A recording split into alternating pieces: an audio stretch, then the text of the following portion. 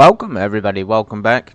Happy Monday to you, back in the 172, and we're going in the Tangier today, in the tip of northwestern Africa, or otherwise known as Morocco. We're going to be flying down to the Iberian Peninsula once again. I thought it'd be nice to go in the 172 and experiencing a little bit of a slower plane. We've got nice VFR conditions, sort of. And we're expecting a landing, full stop landing, first of all in Sevilla, Spain. We're going to be flying inland from the south. And we're going to be expecting a pretty much visual approach for now, but it may change to an ILS. The 172 is usually looking absolutely stunning. Highly recommend checking this out if you are interested in GA planes. Let's go ahead then and get some of these tie downs removed, and we'll get in the cockpit and do a pre-flight inspection. We do need to do a little bit of fuel planning, but today I want to do a bit different. I won't bring up the window. I'll still bring up the sky vectors so you can see the route together, but I'll try and do the fuel calculations in cockpit. So let's go. Control lock removed. We've got a free and correct movement so far. And one thing I say about this plane in particular that stands out is oh, I forgot to remove the pitot heats and the chocks. But yeah, one thing that stands out in particular is its performance. I flew it last night for a little bit of a practice session in Amsterdam, believe it or not. The livery was fantastic and the handling was fantastic, but the speed right on point to where you'd expect it to be. And today we're flying Academy Spain. It looks like a, I don't know what kind of livery this is, but this is, you know, a fictional livery for a fictional flying school or flying academy. That's what we're going to be doing. Right, let's hop in, let's get the batteries on, let's get our lights on, and let's get the flaps down to 30 degrees. We're going to make sure the fuel is in the off position. It is, it's to the side, and that means that it'll stop fuel from transferring into the wrong tank, or basically just messing the system up. So what we could do, we could turn it on, but we could wait as well. Now we hop back out, and another thing as well, stick the keys in the ignition, that would help. Okay, cool, so we got a nice flap extension there, and we have a beacon light illuminated. We wouldn't work that way round typically, I wouldn't, you'd work this way. So flaps, you can in fact use your mouse here to conveniently move the controls. I really love that feature. I've also heard people mention that the lights here are not great, but actually last night in the dark, and even now as it goes sort of dark, it really is quite bright still. So all the lights are good. The store one in vein vents and the, you know, all these vents here are clear. There's a static port at the front. Tyres, I know we need fuel, so there's no point in me dipping it yet. We could do the oil checks, and as you can see there, we're pretty much full on oil. As I said, I did a flight last night, and I think the persistence is having issues on this aircraft and the King Air 350. I'm not sure why, but it just won't save states between sessions sometimes, and then once that starts, it's impossible to get it to work again.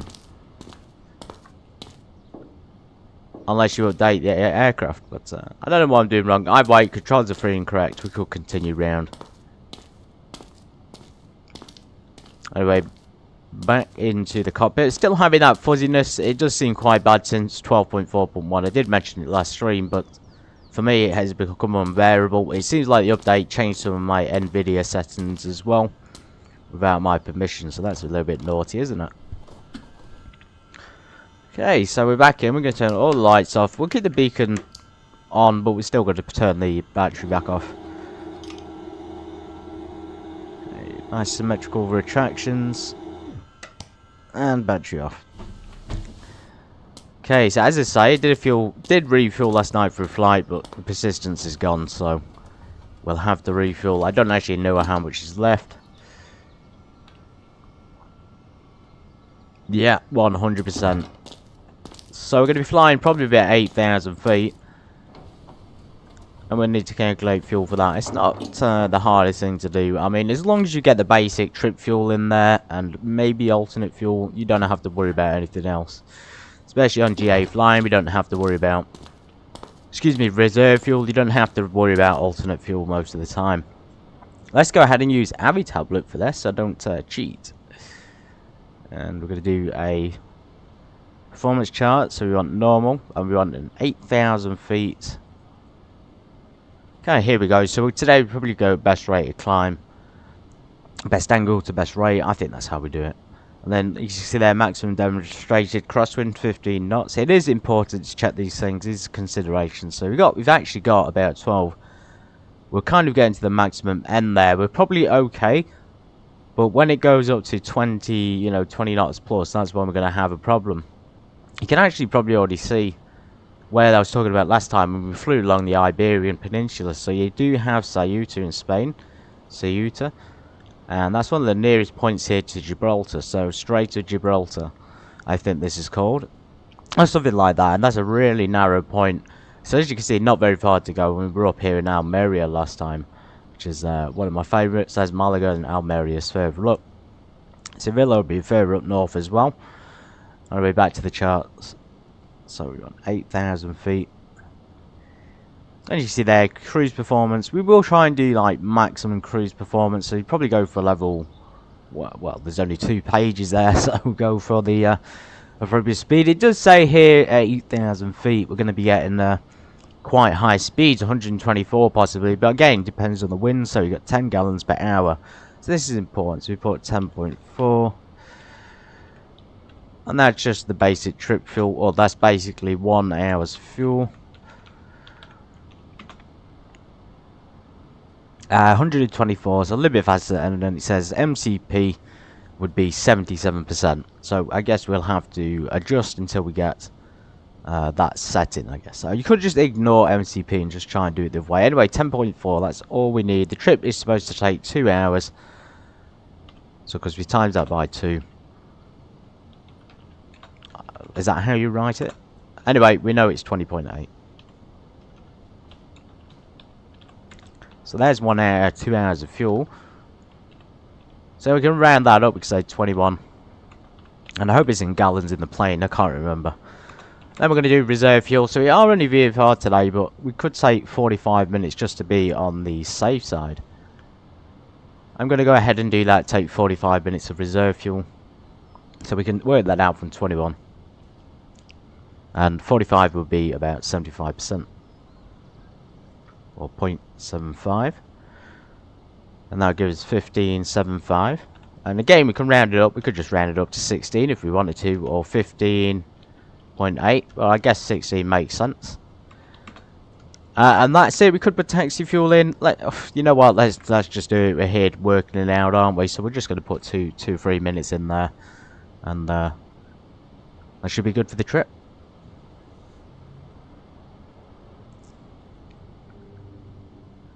Okay, plus, so it's 2.1. Typically you'd round up. I guess we could just call it 3, and then that's our final calculation. It's not that difficult for the GA. It's a little bit more basic with the Cessna today because I don't want to go into too much depth. That's not what we're here to do. We're here to fly. So 16.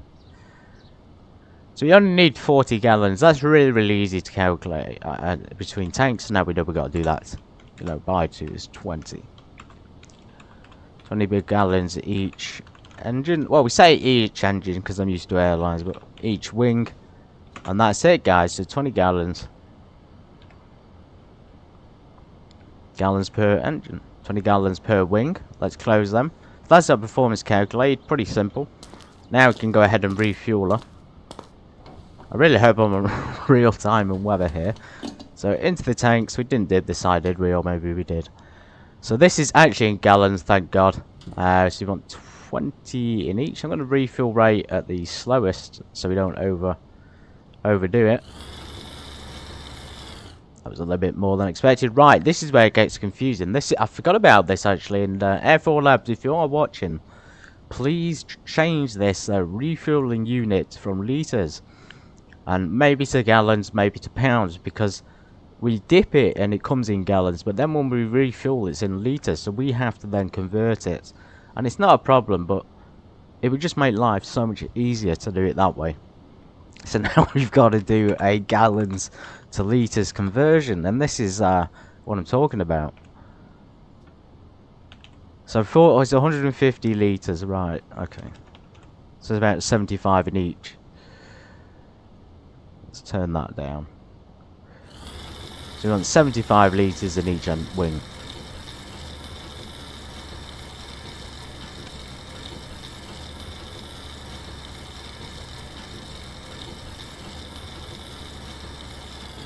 A little bit over, again, that's actually fine. Sometimes more is a little bit better, and that's a real life thing, you know, you will end up putting more in most of the time. It's pretty difficult on planes to get it refueled to the exact amount.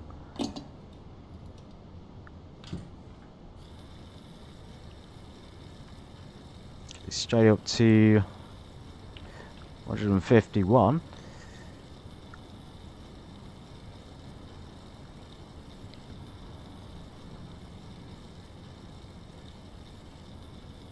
So we got over there, we got about 158. Again, pretty much ideal actually. Right, we're going to check the tank. I had a little bit of problems starting it last night. I don't know if it's because I hadn't flown it for a while, whether there's some persistent systems in there that are just causing issues. We'll try it today and see how it goes. We don't want to flood the engine, that's the key here. So let's get our door closed.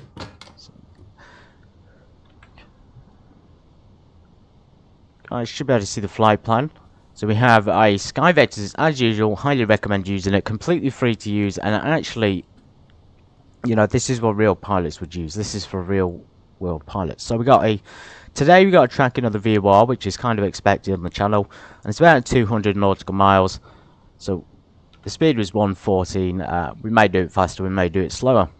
I'm going to be tracking the Sevilla VOR there. And we probably can get it at 100 miles distance. But if we can't, we'll track it inbound anyway. We're not going to track anything outbound. We just need the course of 004. Could do with writing this down, so I highly recommend getting the notepad. Get a notepad. Just get a little bit organised before flights if you want to do long ones, because you probably will need them at some point. 004 on the course, and then we'll be tracking to the SVL, and then from Sevilla we are going to do a full stop there today, guys, so don't worry about that, to the VFA, which is Faro Airport, and then there it says LPFR for the airport, so Faro on a course of 259, so it's as simple as that. I say that, but we just still need to write the frequencies down. It's a little bit hard to see. So 113, 70, all the way across, and then we got a 112.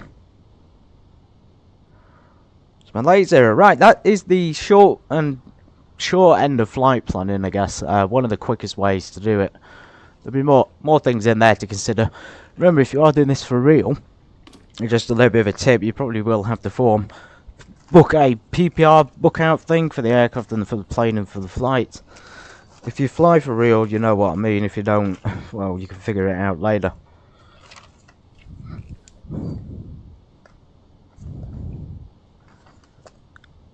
Right, here we go. Batteries, alternators on. The beacons are already on. We probably will use the navigation lights today just because we're at a busy airport. The area is clear, so we can see nobody in there. We're going to do a full mixture. We're going to get the fuel on both. Fuel pumps coming on. Wait for it to peak. We could put the throttle forward as well and do that. But again, this aircraft has a tendency to flood the engine. Now, we haven't checked this in the past, but if you check engine here, you know, this is kind of a cheating way to do it. And I'd say don't get used to this, because if you get used to using this, you will never learn how to start it properly. So I've deliberately over-primed it to show you what I mean. So as you can see there, it's over-primed, which means we're probably going to have to clear it. Now typically we'd put the throttle forward, mixture's fully back, and just prime it and see how the fuel goes around the engines, etc. Just clear it out. You probably want the compass here unstuck so it can align when the engine starts. Sometimes it will, sometimes it won't. Welcome in, Johnny. Does it work well? I have a full review on the channel and I do recommend it. It's a really good plane. Does it have any bugs? We kind of cleared that up actually on the review about the fuel burn and stuff. There is no bugs that I can see. Everything does work as expected. If you want the full in-depth review and you want to see how it handles and you want to see it installing and other things, go over to the review. That has everything in it. Okay, so now we're going to prime the engine, so we're going to clear the prop.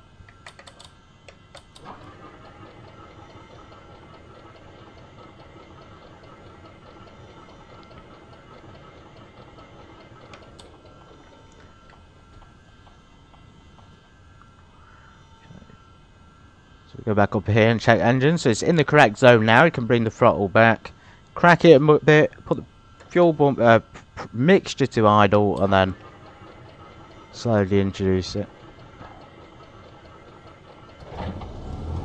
There you go, so it actually works. So there you go, you can see how it started after it's been flooded, and then getting it worked successfully. It's a really good feeling actually, just getting it to work like that. Really helps to build your confidence in the plane. Right, let's turn the volume up for you guys. You should be able to hear it a bit better now. If you can't, let me know.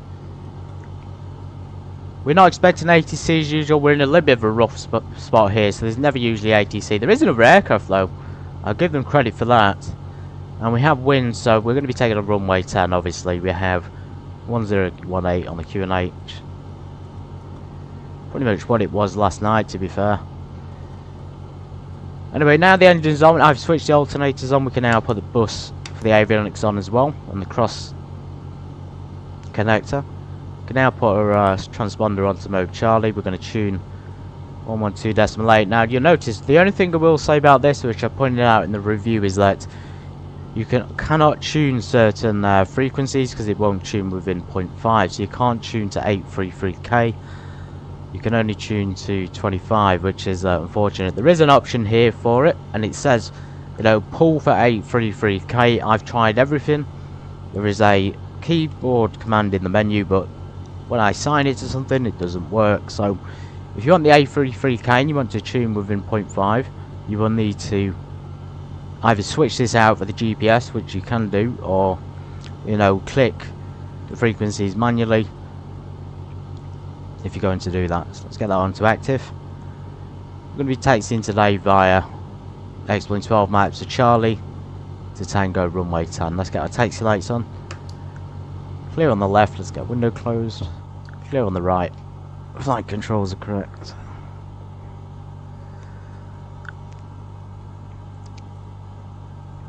And we'll crack some lights on in here as well. It's a little bit dark, isn't it, today? Feels very much like sunset. So it's saying there 25 Celsius. 2 o'clock in the afternoon. I think that's GMT time, isn't it? Anyway, happy Easter to all. I hope you had a good one yesterday, and if you celebrate it right there. So that's all shot out, which is what we expect. 4 minutes. ETA is not there, but just leave it on UT, for example. Okay.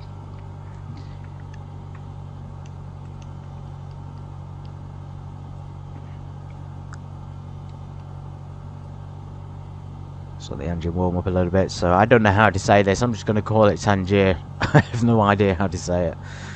Maybe Iberian Peninsula. God no, goodness knows. Let's try it.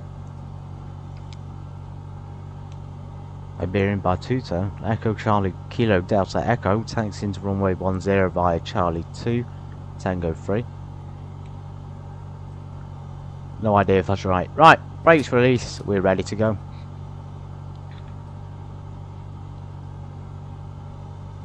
And if you want to chart Navitab, you can use it. We probably don't need it today because we're flying entirely visually, aren't we?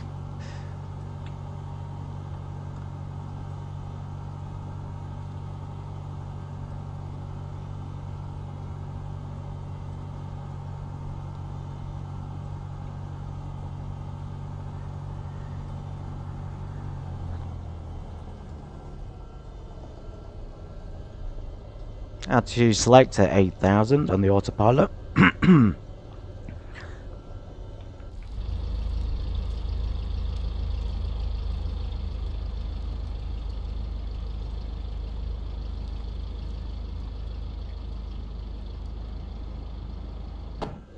She looks like a good one. She is a good livery. I do like the Spanish ones. I like the actual aircraft liveries in general. Last night, KLM Flying Academy. Today's Spanish Flying Academy. We've had the Courchevel Flying Club before. You ain't going to be short of things to roleplay, that's for sure. Okay, so there's the active runway somewhere in the distance, just straight ahead. We'll get our course. You can see there the compass is not aligned. We'll have to do that ourselves. We are going to step the heading though to runway 10 or 100. And we'll probably do the same for the course as well. And we do need to tune that in still. But we'll do that before takeoff. Typically, I mean, you kind of line it before the engine starts. You can line it after. You can line it when you get onto the runway, which is probably the best time to do it. So we'll leave it till we're lined up.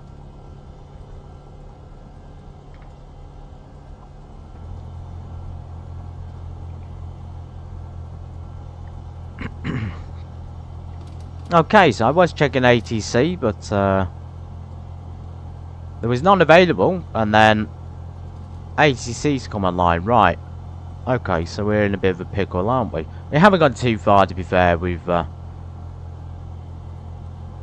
so we're going to tune them in. Let's tune the ATS 123.70, and then we'll tune the tower.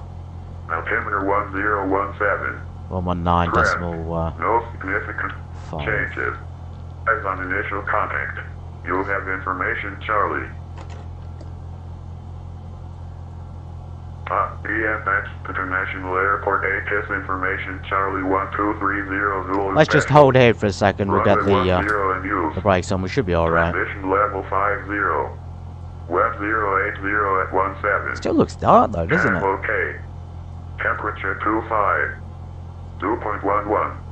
Altimeter 1017. Trend. No significant changes. Advise on initial contact. You'll have information.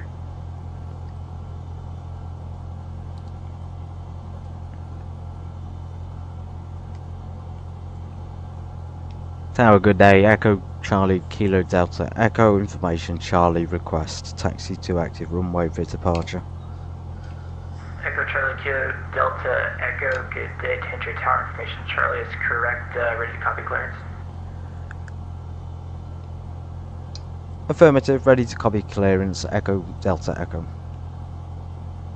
Echo Delta Alto, Echo Delta Echo, cleared Faro, runway 10. After departure, flight runway heading, climb initially, flight level 080, squawk 6451.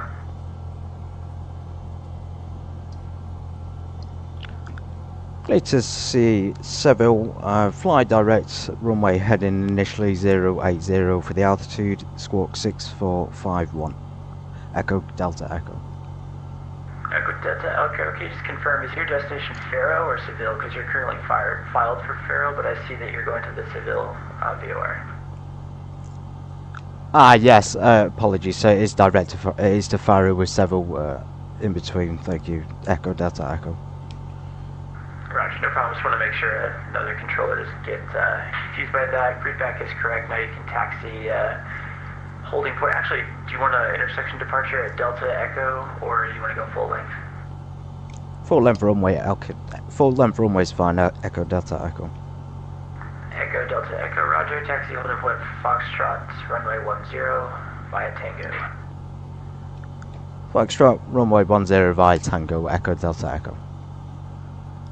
Okay, guys, so that's it. So really good controller there. He didn't scorn us too much, which is great. We got a non-taxiway clearance. Maybe he did hop on then just after we departed the thing. That's good. We have a direct clearance, then we got a squawk. So 65. Let's shoot 6451. 6451. We got mode Charlie on. Let's drop 10 Tango. Yeah, you can tell them a little bit of call off guard. That does happen as well with ATC if they pop online late. It's good though, it's very good. As I say, I didn't expect to have ATC down here. That's really fantastic. We want the full length here. We want to take off. Let me just show you where the runway is. So there's Charlie and there's the runway sort of entry point. If we look on the map, if we look on the display map, you can see there that Tango is what we planned for. Ready for push and start for Rock 941. Rock 941, push is approved, facing west, QNH 1017. Approaching fast west, QNH 1017, radar mark 941.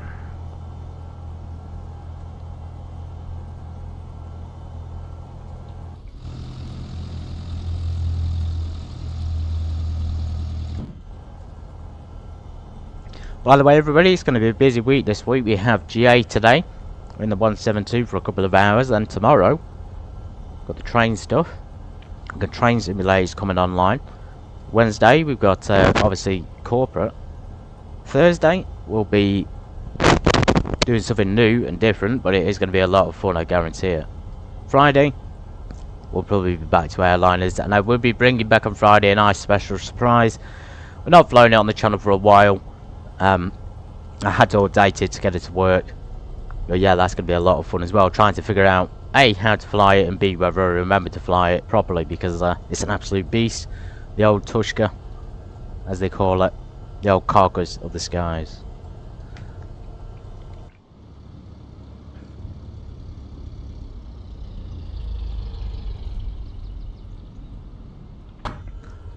So yeah, we got fuel tanks. So you can see there we got 26. So we've actually gone pretty much. Is that in gallons? What is that in? Yeah, that is in gallons. So we needed 40 gallons. By the way, if you just coming in, we needed 40. That's what we calculated. And we put extra in actually. So we go over here to weigh and balance. 94 litres each. Seems more than we put in actually, because we did put it in litres, didn't we? We put 150. A little bit more than that, but we still aimed for that. So you'd expect it to be semi-accurate. Anyway, when we get there, we're going to do an engine run up. It's a really simple process in this plane. You know what? Let's squawk altitude. Let's squawk altitude mode, and then I turned it off.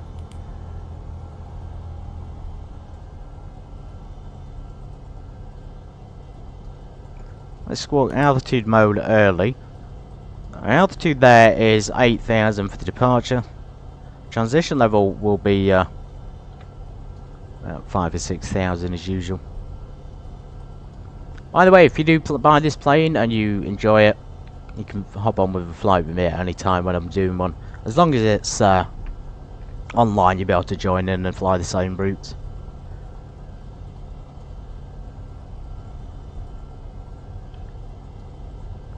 Okay, so if we wanted to track outbound, this is what we did last time, so we could follow the TNR there all the way up to Sevilla. Echo, Charlie Kilo Delta Echo, confirm squawk 6451.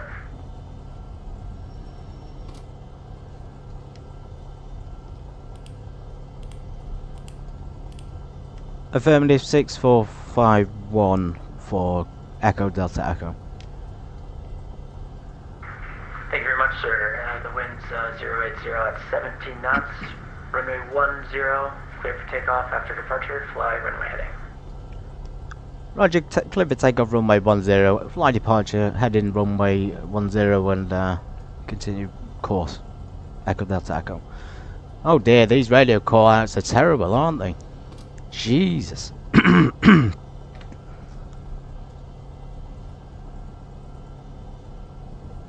These are awful radio call-outs. Okay, where's the runway? So here's runway 10. Let's just drop a notch of flaps already. We are cleared for takeoff. We need to do a slight engine run up. Taxi lights can come off. We'll get our strobes and landing lights on just in advance. Right, let's line the compass now before we get on it. So north. Just shy of north. Pull it, and then that will lock it. Right, 1800 on the RPM. We don't have to worry about rushing because even though we've been cleared, realistically, there's a good amount of time there before the plane gets to us. So 1800, we go for the magneto on the left side. Keep an eye out for the drop. Quite a big drop there on the left. On the right. It's a bit more than last night. So last night I was getting about 50. We're now getting about 100. And you can do a dead drop if you want to. Suction and ampage is good. Fuel is full. everything's in the green. The fuel flow usually goes out of the green on takeoff, which is Yes, Charlie and Tango for strange. runway 10. We're using 10 degrees of flaps because I want to. And if there's an issue before we lift off, we're going to apply the brakes and stops. If it's afterwards, we'll just continue round if we can. We'll just follow the emergency procedure checklist when we need to. So now we can tune in the VOR 113. 7. So that's Sevilla. And that's on the course of 004. We change this to 004. We are using the number 1. We could use the second one, which make it be a little bit easier to understand, but we'll use that. Let's get going.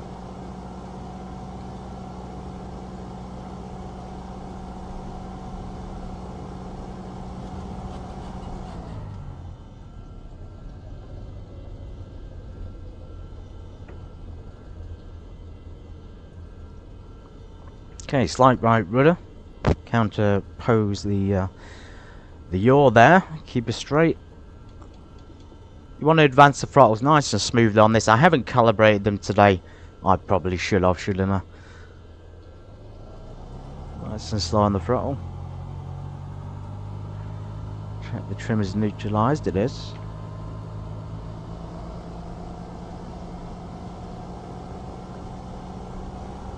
And we're rolling.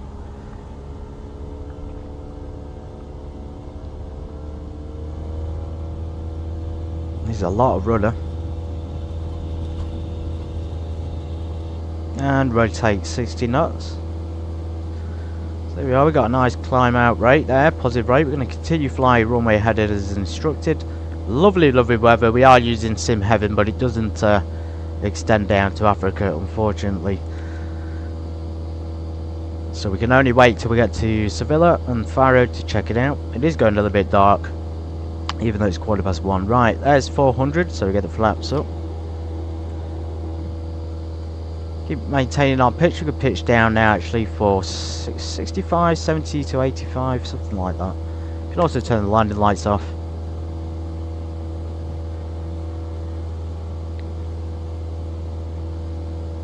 Really, really nice to handle, this plane it is. Absolute joy. There we go, so about 70, that'll be fine for the departure.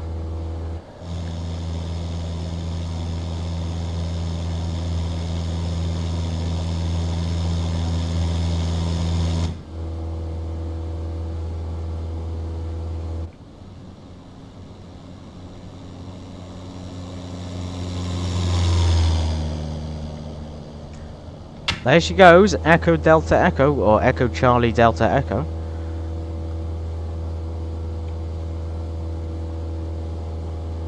Okay, we want 10 gallons per hour, don't we, when we get in the air? So we want, it'll be about 10 gallons per hour burn. And of course we planned for 2 hours, plus reserve fuel as well. Right, where are we here? So we're flying the runway ahead in. We're doing a sort of shabby job of it, but not too bad. Got some birds there as well we're going to be careful of. So we'll probably get clearance soon if we give him a notification to just resume our navigation, at which point we'll turn up to 004 for the Sevilla airport.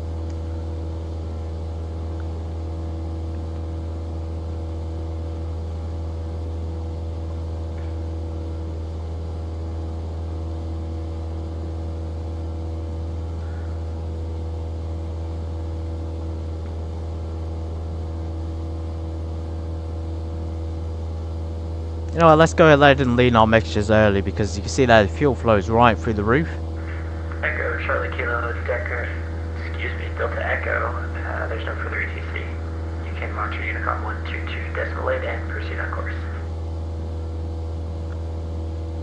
Over to the Unicom 122.8, proceed on course, Echo Charlie Kilo Delta Echo, thanks for the ATC.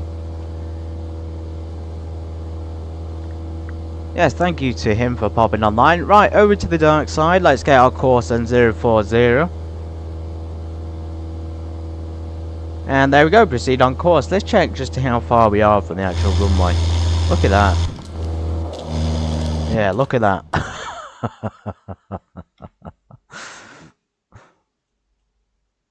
I don't know why that happens.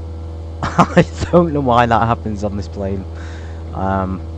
Anyway, outside, I was just going to say, look at how incredible that looks.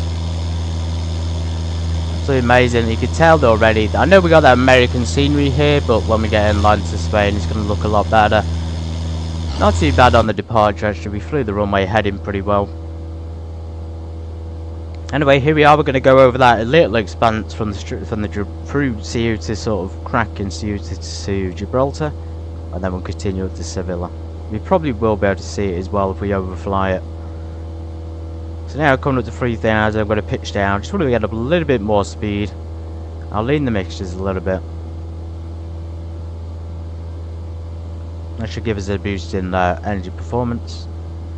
And now we could do the autopilot if we want, so we could press the autopilot on. Heading in vertical speed, and that will just maintain, hopefully, what we've got. For some reason it's pushing down.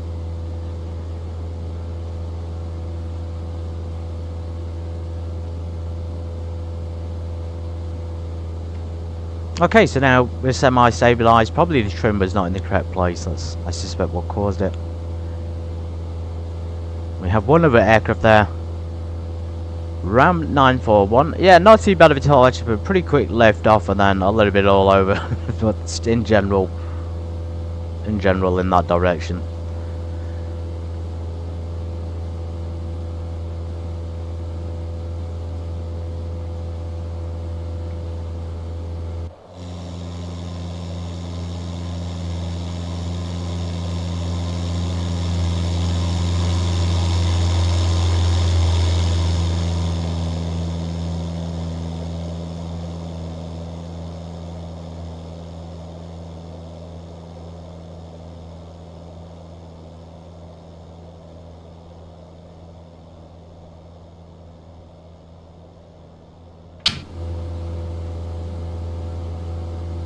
What's wind doing? I really like this feature. This is not something you'd have in real life, but you can see the wind there. It's not bad. It's within limits.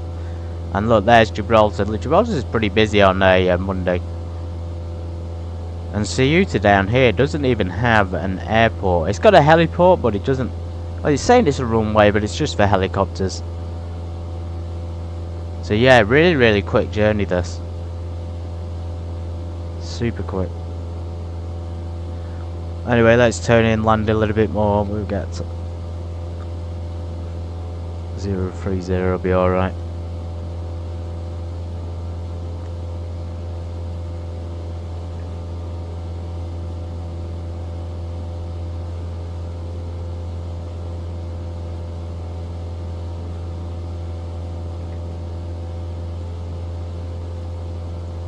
It's like you can see it already. Is that it?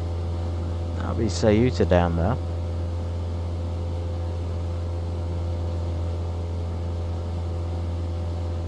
So you can see that our speed is pretty high. It's up to you whether you want to decrease it or not. I'd say you could probably risk 80 to 85 at this point. Otherwise you're not going to be climbing much at all. So there, we're almost picking up on the VOR already. We just need to make very minor adjustments here to get it to be registered, but usually it will when we're a bit closer.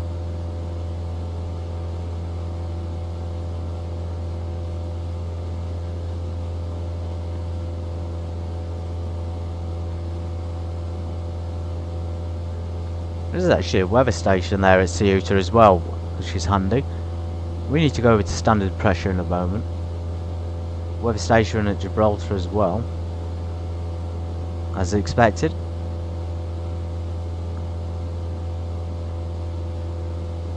.004. We were on that before, but if you look at the course, we were slightly too east. We need to be going probably directly north at this point.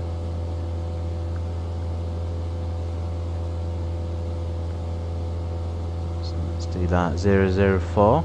That would help if we get it in the right place. Obviously, we're doing 040 then by accident.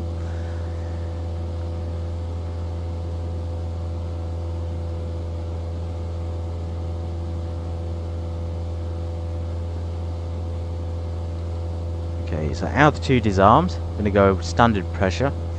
Somewhere down here, so just turn this thing.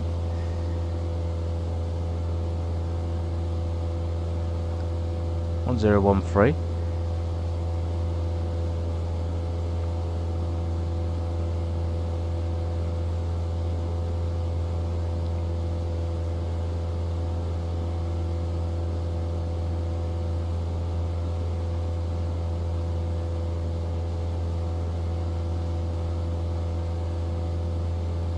And we have a tailwind as well, so we should be able to do this in good time.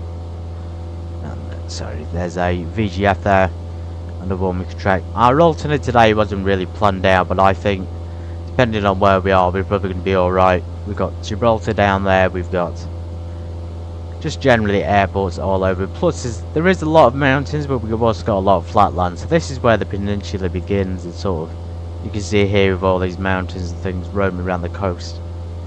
And that's what it is, the Iberian Peninsula stretching along Spain, along the south, north tip of Africa, throughout up to places like Andorra, which is right next to France.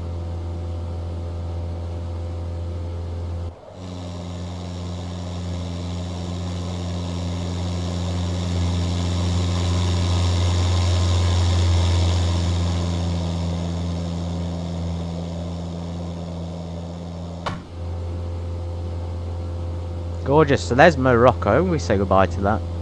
That's such a short trip, isn't it? That would take no time in real life. Probably 20 minutes at the most.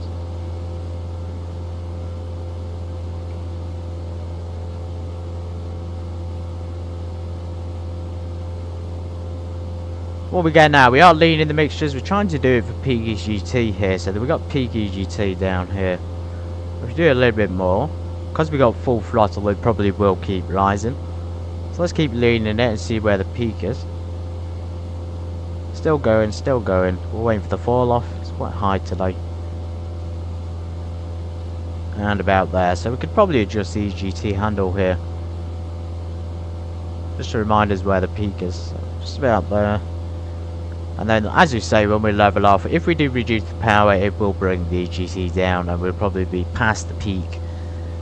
Lean of rich and peak of rich operations, etc. They're all things to learn about. Angle attack indicator in case you need it. Okay, there's the VOR. We picked it up. Now we can start adjusting this thing to give us an accurate waypoint. So about there. And if we switch over to nav, it probably would follow it as well. Now, we are in an older plane and a very basic layout. So there's 7,000 feet. The beat is 1,000 feet to go.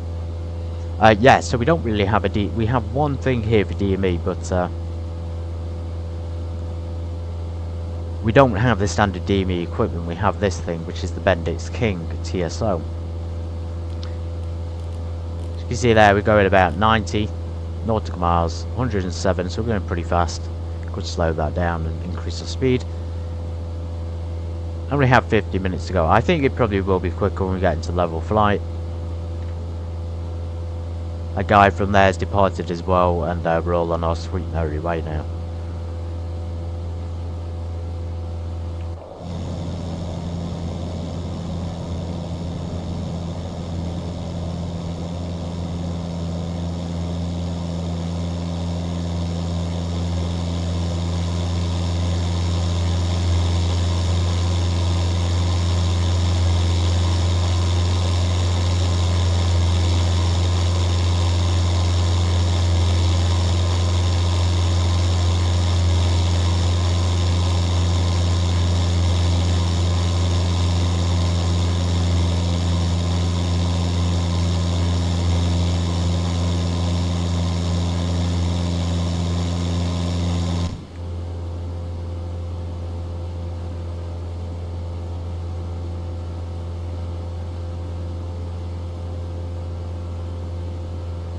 Lights are on super bright. I can't believe how dark it is for 1:30 in the afternoon.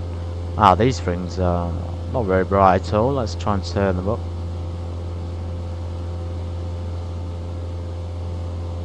You can hardly see it.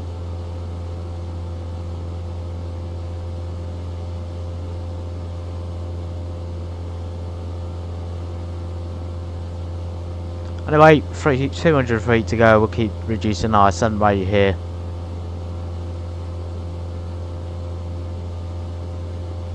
we were probably going to be quicker than the chart says. So I think it was like 114, wasn't it? No, it was 124. So 224 kta, yes, and we're already going 125. If we can maintain that, we will easily get there, you know, in an hour's time. As we get higher up as well, as we reduce the engine power, you can actually stop putting as much pressure on the rudder pedals, and it will generally be a straight level flight. You only need a very slight amount in there sometimes, and then pretty much none at all in the cruise.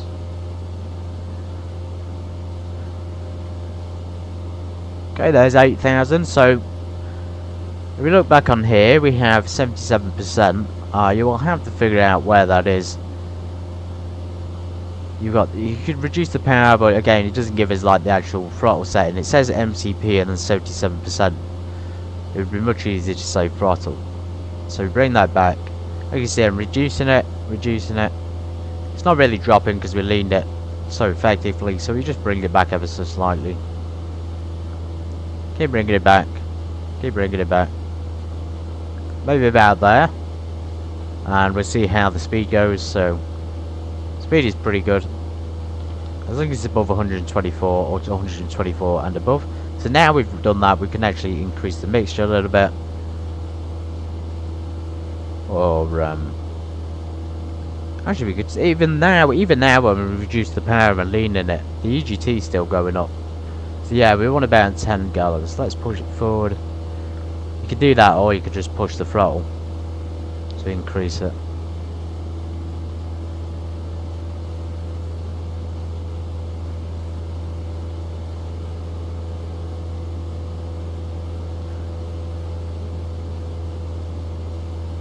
So there's about 10 gallons per hour. Trying to get it fine-tuned here. Power setting's alright. That would probably be about 77%. And the mixtures. And NDBs, there is an NDB available. So if we bring up our... I'm not going to use the Avid tab in this thing because it tends to crash the plane a little bit. So there's the maps of that. Airports. Sevilla. We are going to do a full stop here actually, so we might as well. Oh no, please tell me we've got charts. We've not got any airport charts, we've only got approach charts. That's interesting.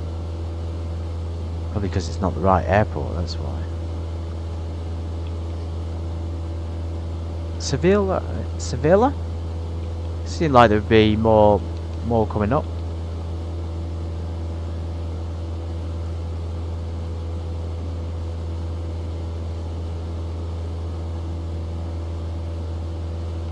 Let's try this. ZL. ICA code works. Absolutely no problems there. We are going to be landing. Obstacles charts. And we're out the clouds into the sunshine. Isn't that much better on the view? Some strangeness going on with the weather though. It's gone dark again. Blimey. And now we're passing over. Here's the Sim Heaven scenery. We'll bring Spain alive just much more than the default. I mean, even down there it looks better. Absolutely fantastic. And you can fly the whole width for Spain, you wouldn't know the difference between this and real life. You really wouldn't.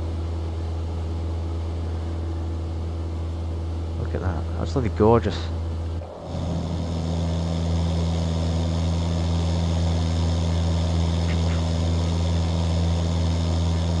Just off to our right there is Gibraltar Airport. There's the Rocket Gibraltar. And the boats here, a combination of default and the Sim Heaven. That dock and stuff, that would not have been there in default scenery. So again, just another point for Sim Heaven scenery. Okay, going back onto the charts. NDB 420.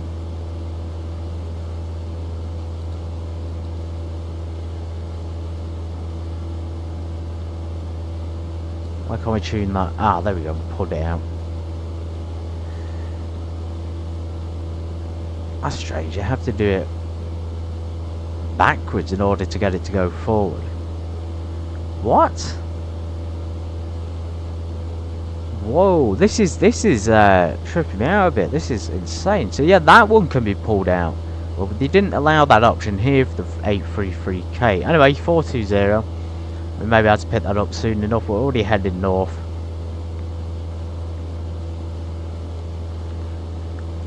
Airport charts, again respecting a visual approach here. We are going to do a full stop. Probably be on runway, you know, judging on the wind now, it probably would be a runway 27 there. 21 knots, 14-15 knot tailwind. I'm not complaining, that's great. So ILS, we have got an ILS, but again we don't need it.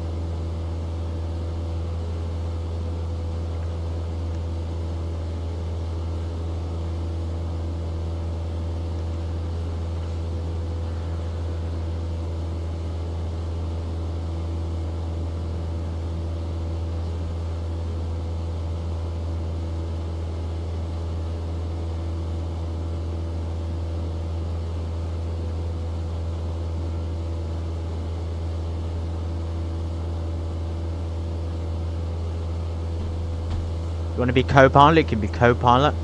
This plane would be so perfectly suited for an online multiplayer.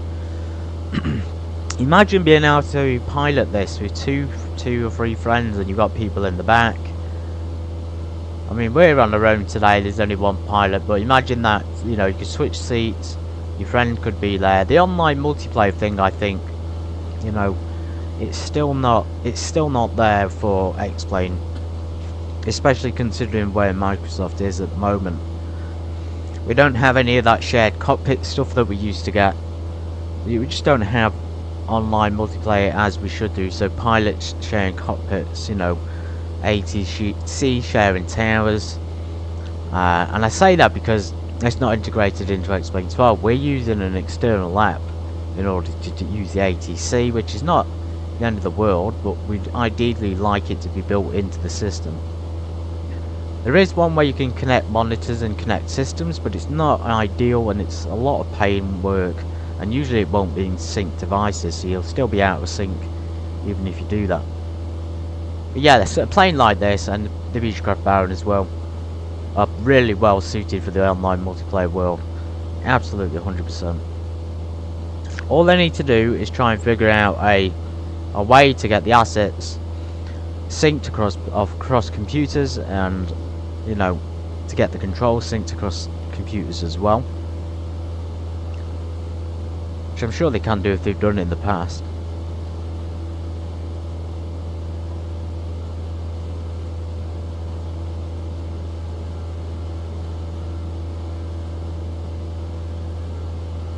Judging by the look of the screen as well, and the stream's not actually picking up on this blurriness and fuzziness as much as I thought it would. That's interesting. So whatever NVIDIA settings the X-Plane 12 updated and affected, it's obviously not transferring over to the stream, which is great. Okay, let's leave a view there. I'm going to let you guys relax for a bit. We've still got 70 miles. We'll stay tuned into the Unicom here, so we can keep it listening out.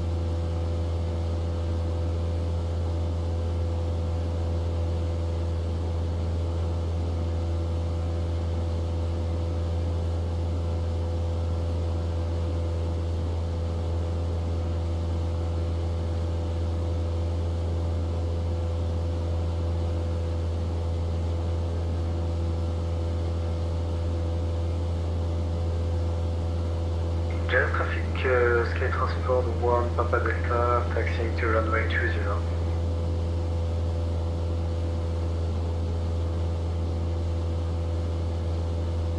We're lost in deepest Iberian Peninsula at the moment. Seems to be in a dark, cloudy region. I was hoping it's going to be warmer. Even so, it's still 6 degrees. It's still clear though, still VFR as expected. I think that's one thing we can guarantee about Spain. Minus that Almeria storm I flew through that one time in the airliner, but most of the time you can guarantee VFR conditions. We have a lot of sun over there. I'm hoping it comes our way and these clouds clear up. We're well below the base level, which is again pretty high up for Spain. Yeah, just look at this. Just taking in the scenery is a real joy. An absolute joy. One of the few things about this sim that I really enjoy is just being able to see the different landscapes, and we will be travelling down through Europe, albeit not Spain and not the Iberian Peninsula, but through Europe at some point in a different kind of vehicle, because planes are great, but I want to mix it up and try and get a few more vehicles in there. There's train simulator, but I'm just not going to give into it. I've already bought the Trans-Siberian Express train simulator, railway simulator, which is pretty fantastic, and we'll be continuing that one tomorrow. I'm also probably going to do a Thomas and Friends stream again tomorrow as well, so didn't expect those to do very well, but people seem to like them. Yeah, so I want to mix it up, so the channel will be having more types of sims coming along, mostly vehicle focused. Anyway, we're 40 miles now, 44 miles. If we check on the map, we could probably see it. We've gone quite a long way already. Yeah, got quite a long way, 130 knots. There's Sevilla.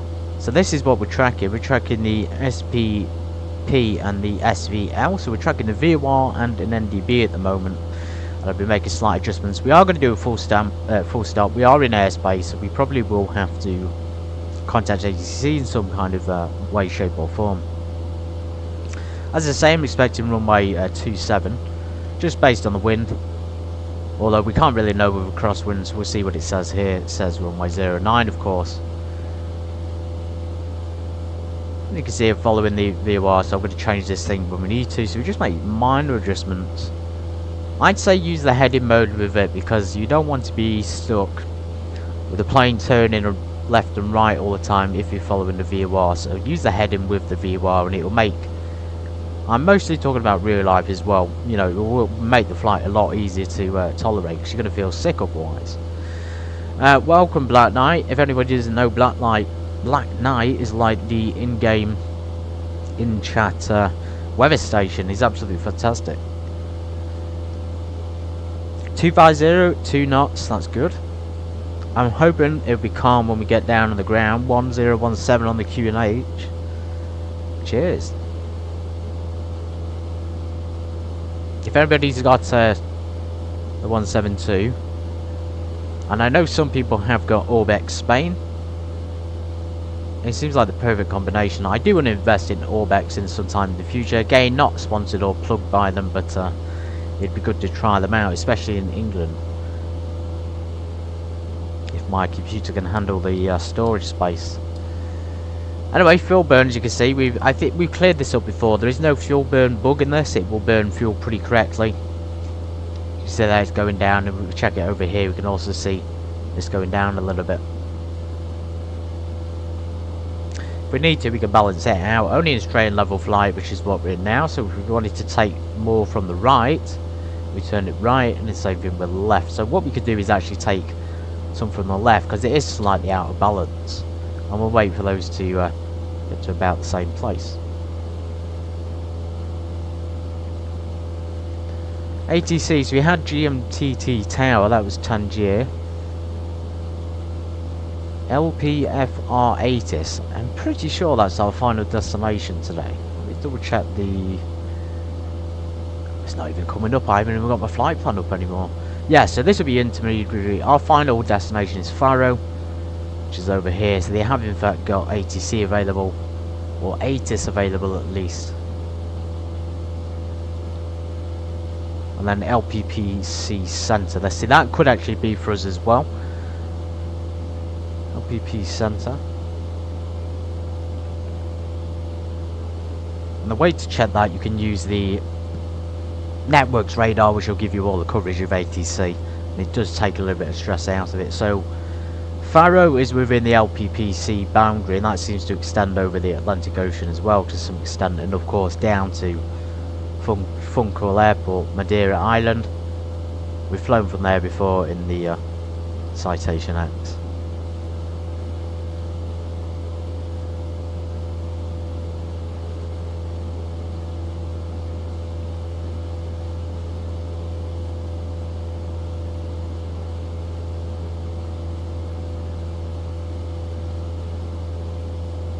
Looks like we will have to just assume that runway 09 is correct and go in for a visual, just fly a standard circuit. We're not going to do an ILS. I have talked about it before. You will have to pay in real life extra fees for an ILS, so don't expect it to be cheap. I mean, aviation isn't cheap, but if you do an ILS landing and then you lie about it, I'm pretty sure they will know about it. And how will they know? Well, you've got a transponder and you've got a radio. So, you know, it's if you're tuned into the ILS frequency, you're going to be sending a signal back and forth to it. I know that's extreme, but that's like the desperation of these corporations and things. They will go to any lengths to take your money from you. And then when it comes to giving that money back, well, they're a little bit tight-lipped about it, aren't they? Especially when they owe people money.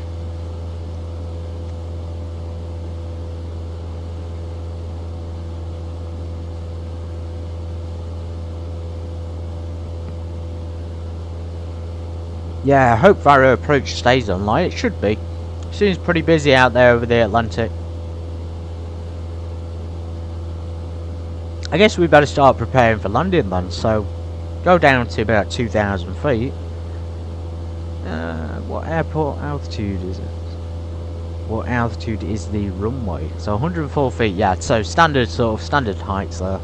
We'll go down to 2,500 feet. In fact, no, 3,500 to begin with. What we're going to do for the descent is we're going to mix just to rich, and we're going to bring the props back. Props probably all the way back to 1,700 if we can, or 1,750, so about there. And this is going to be just a power descent. Very little power required.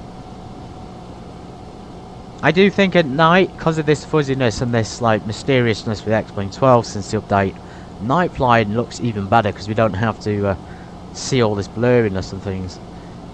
Of course, we are approved for night flight. The lighting in the cockpit itself is great, the handling is great. If you are above like the maximum crosswind, it will usually be fine. There's never any issues with performance.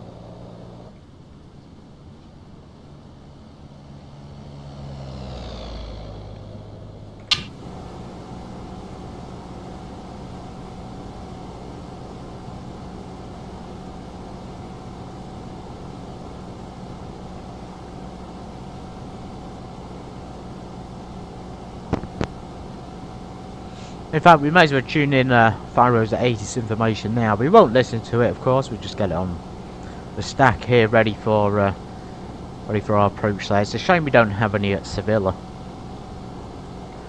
And if we did need to refuel, this would be probably the time to do it. So as you can see there, we're actually not able to tune it in for Faro ATIS because it's with 0.88, which is a pain.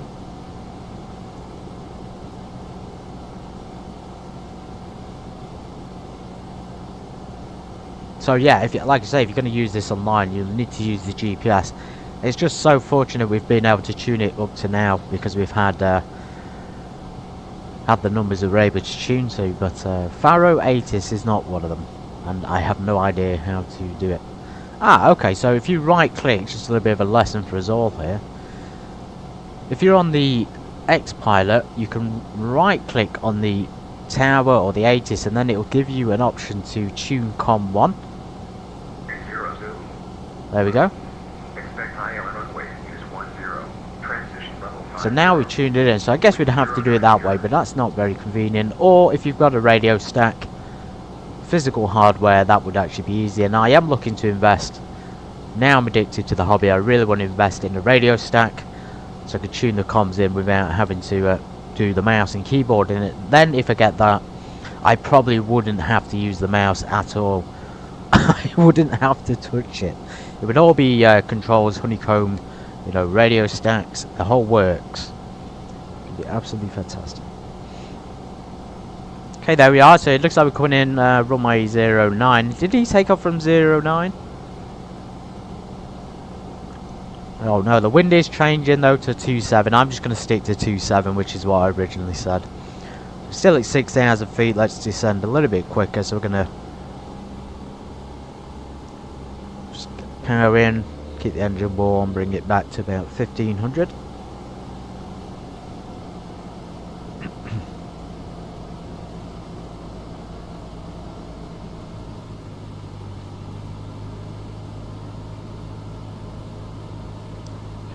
Tune in the NDB, so ADF needle is alive. There's no distance, but we have the distance here, so 24 miles or nautical miles. 1017 on the QNH. Thank you, Black Knight.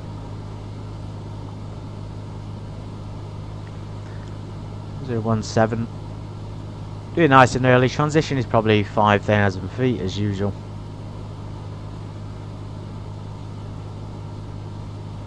And what we can also do is I know we're not using VOR2 at the moment, but we could, for example, in fact, we could switch 113.7 onto this one instead. So let's do that, 113.7 onto the second one. Now we can get the ILS onto the first one if we need it. Bit of pre-planning there just to make the arrival smoother, and I do like to do this when I'm doing instrument flights, so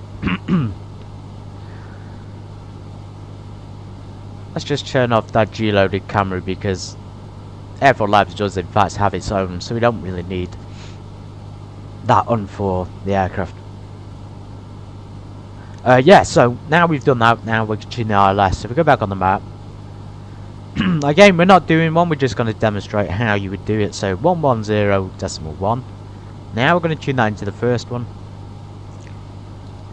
And now this one could be changed to 0 or 270 for the course. Going on there with the altitude. Make sure you arm the altitude thing, everybody, otherwise you're not going to be able to stop on time.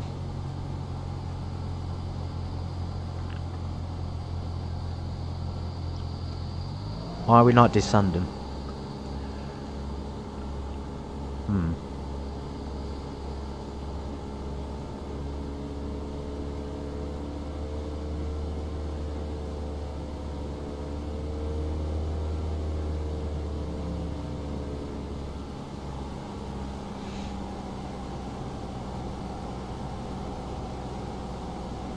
Right, yeah, going back, so now we've done that.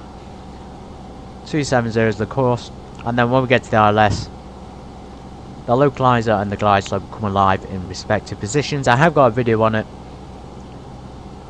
if you are looking to learn how to do it in the 172.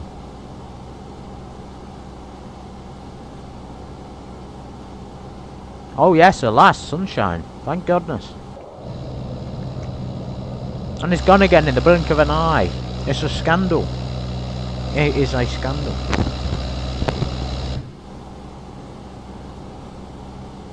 Them damn aliens blocking out the sun.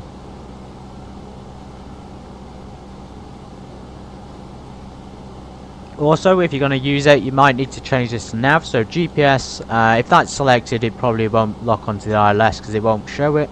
That would show the ILS if you put it to navigation though for the frequencies. Coming up to 3,500, we can sort of use our instruments at this point to navigate us to the airport, so we don't want to be heading direct to the VOR. We want to be heading slightly off from that, and the same with the NDB, because if we keep flying towards the airport, we're just going to go overhead, aren't we? So we want to sort of come down on base leg. Let's go to the right instead. So 3,500, we're going to push the throttle forward. I'll give it about 2,200. And again, you can lean the mixtures if you need to. Maybe about 2,300, and again, you can lean it just to give us a bit more effective fuel flow, so about 10 gallons. But that was for 8,000 feet. Just keep that in mind, folks.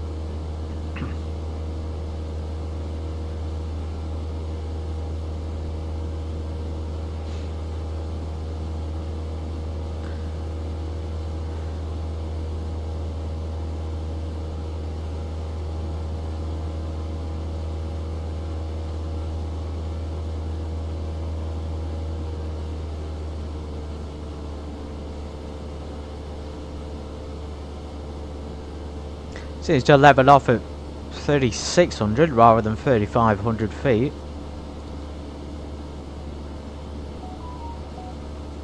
What if we select, so you can see there's no vertical speed mode. You just have to press up or down. Let's go down 100 feet. The altitude's armed. It should stop at the exact altitude this time.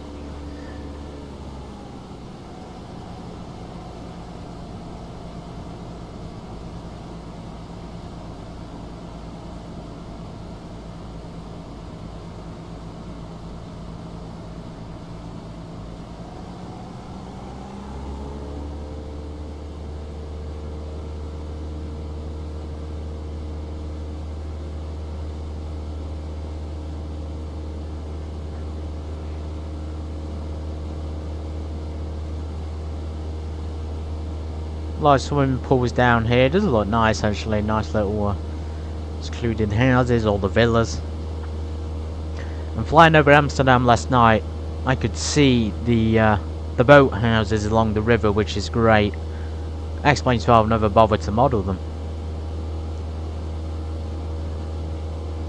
Hey, there's an airport as well. I wonder what that is. More on airbase. Okay.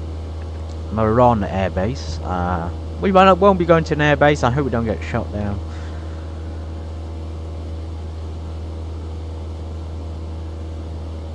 There's quite a few here, isn't there? So as you can see, we're actually coming straight down into base leg. I'm going to go down to 2,500.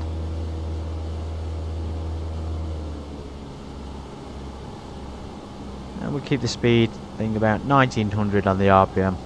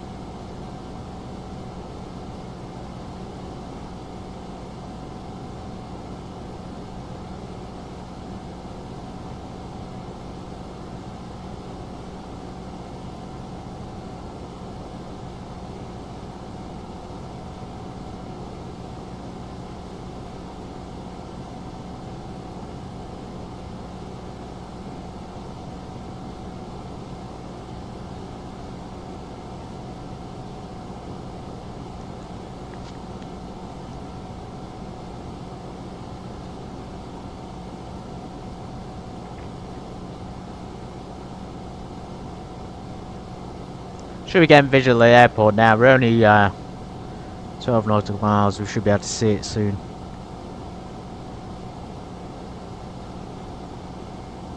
Again, this electric fuzziness. It's really not liking this experience. I don't know why X-Play's update would affect my NVIDIA control panel, because as I say, I had to set the FPS limit back on it again.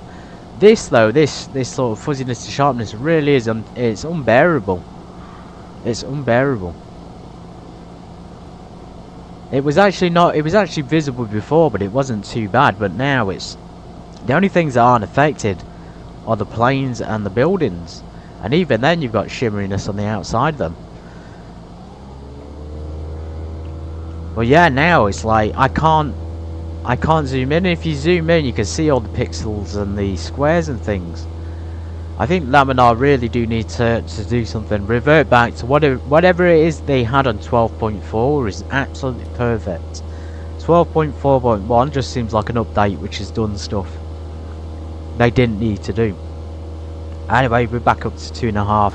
It's having a tendency today to stop 100 feet above target altitude, which is not great. Transition is 6,000 feet.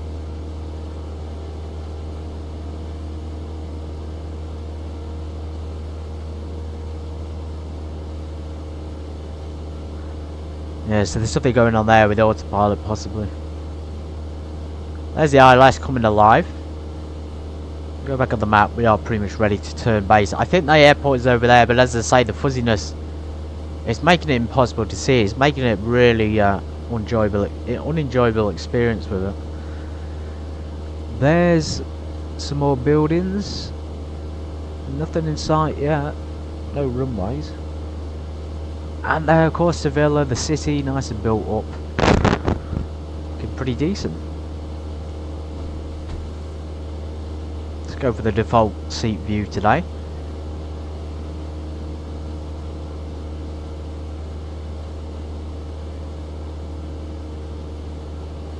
Yeah, Sim Evans pretty good. It's totally free.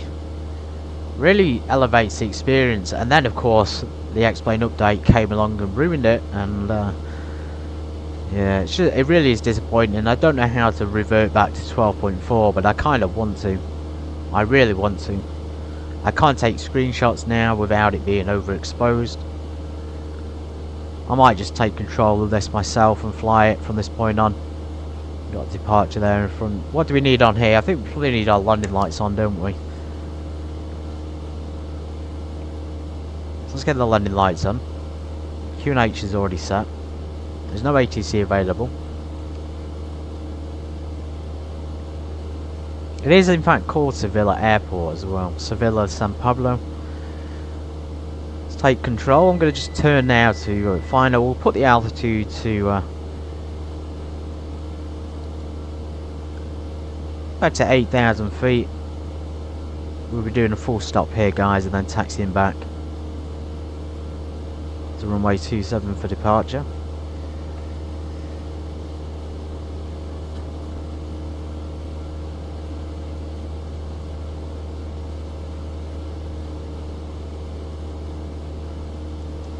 Sevilla traffic, Echo Charlie Kilo Delta Echo is turning final approach runway 27, full stop landing.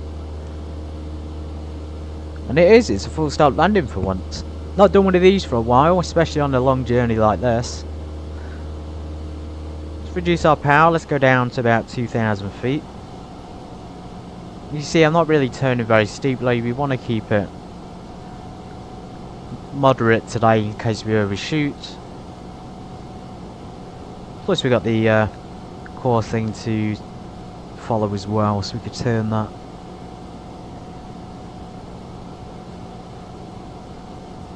Give us a bit more of an accurate heading, so about there.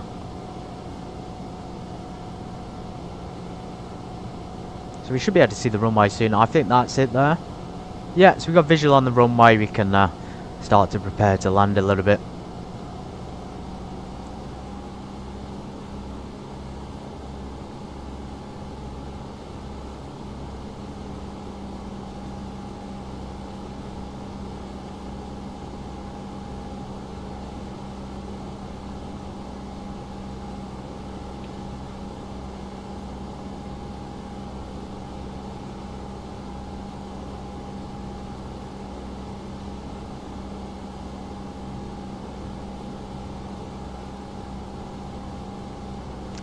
Try and keep this descent fairly shallow.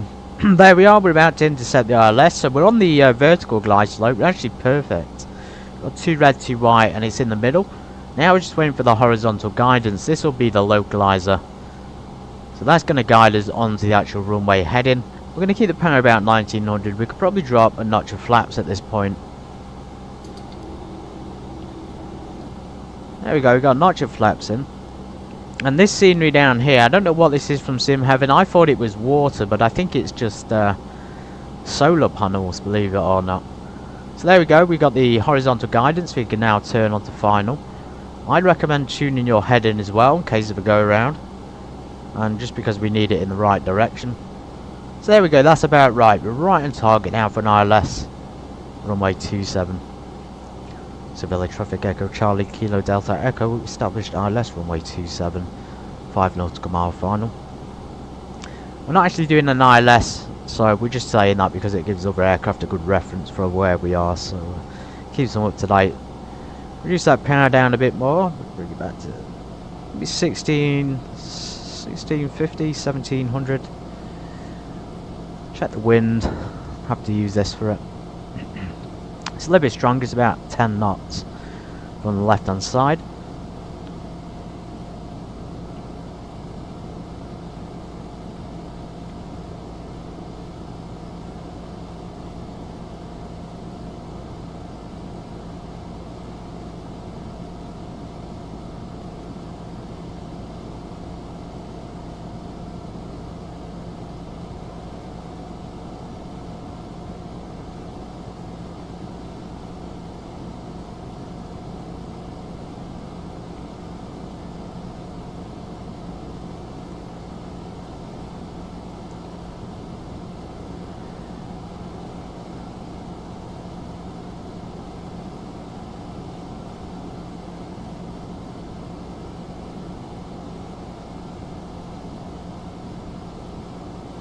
Keep an eye on the instrument here, so it's on track. We've got the crosshair configuration, or whatever you call that. It's in a cross, which means we're on target. We can already see outside, we've got 2 red, 2 white. We can slow down more, so I'm not really going to try and reduce the power too much. We're just going to keep it about 16. I like 1500 for the touchdown. That will give you usually enough power depending on wind. You may need a little bit more or a bit less. But we're going to pitch for speed today, so I'm going to pitch up a little bit, let the speed burn off, get ready to drop another notch, so we can go for 20 degrees of flaps. And that should bring our speed down to 60 knots, which will be probably the target speed for landing. Again, we're light, we've got mostly fuel on board and 1 pilot, a little bit of baggage in the back.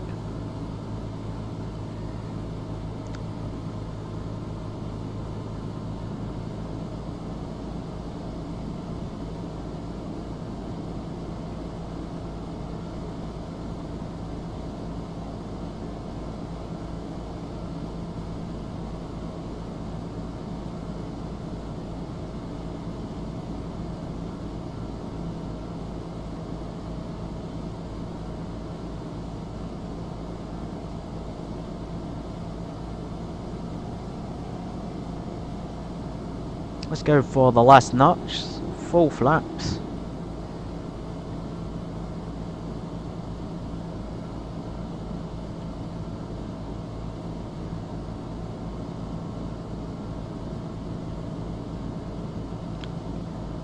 Wind's calmed down a little bit, it's about 4 knots now, which is as expected. It'll get less strong and less gusty towards the ground, although sometimes you get wind shear, sometimes you get gusts which can throw the aircraft off.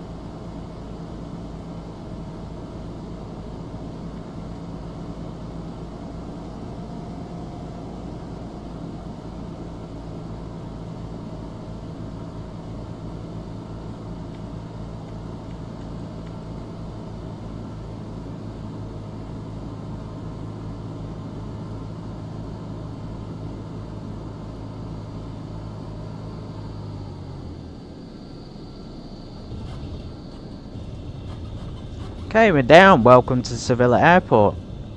We're going to exit and we're going to take the taxiway back to runway 27 for departure. Nice smooth touchdown there actually. That was pretty good. That was pretty good approach, pretty good landing. Let's check the maps. I think we're probably just going to have to taxi. Yeah, we'll go down Echo 5 and then Alpha 5 there back to Hotel Papa 4 for runway 27. Okay, so flaps can come up. We could probably get our transponder to standby, but I'm going to squawk mode Charlie instead. We're going to get the strobes off when we clear the runway. The taxi lights are already on. And we'll keep navs and beacons on, of course.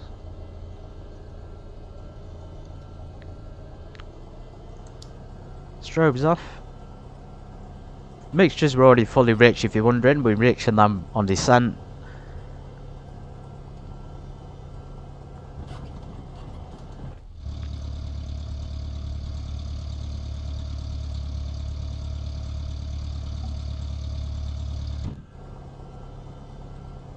Sevilla traffic Echo Charlie Kilo Delta Echo clear of 27. Taxiing runway taxiway Alpha 5 27. And that's what it is, it's Alpha 5. There's a sign on the ground, at least it's accurate. Quite impressed with that landing actually, that was not too bad. Probably better than my landing on the actual ILS tutorial as well. so I could make a video out of just that section there and I think that would probably be better. A little bit shorter at least.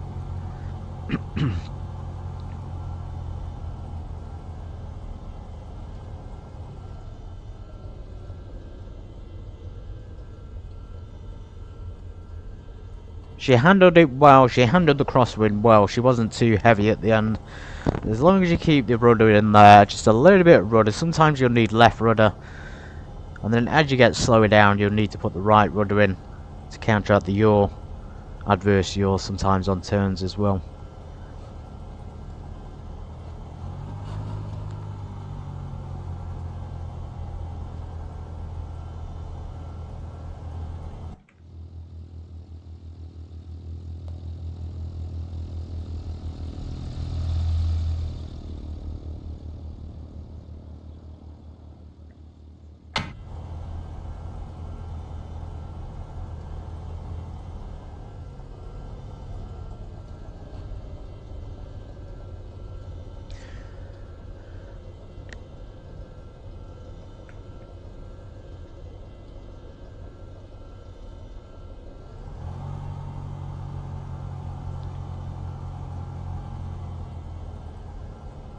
Okay, we don't need the full length, we're not a Boeing 737. Hotel Papa 4. Hotel Papa 3, that'll be the one we're on.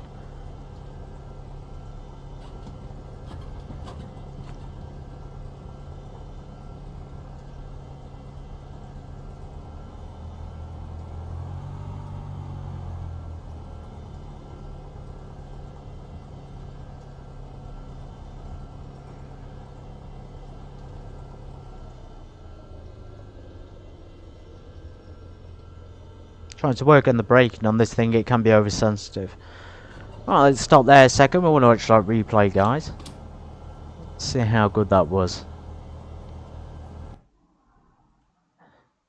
Let's go from about there. That's a nice place. Really smooth, really steady touchdown. Actually, genuinely enjoyed that approach. I think that's 5-star approach. 5-star landing if you are wondering, everybody. Pretty confident it is.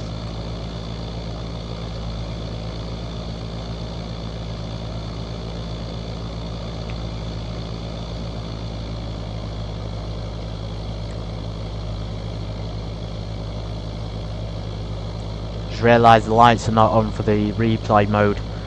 I guarantee they were though, strobes and landing lights.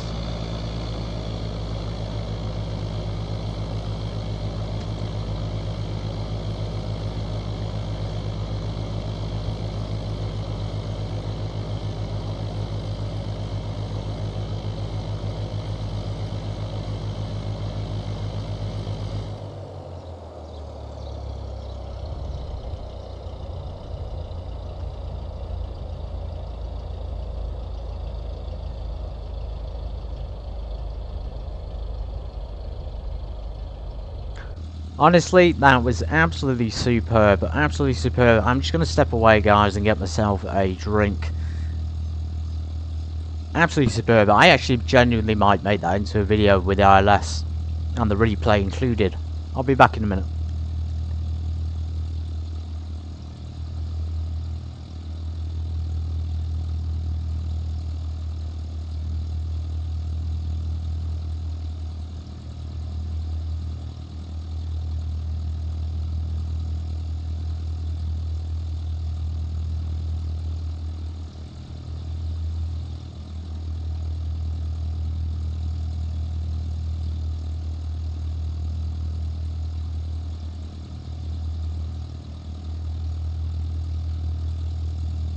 Thank you.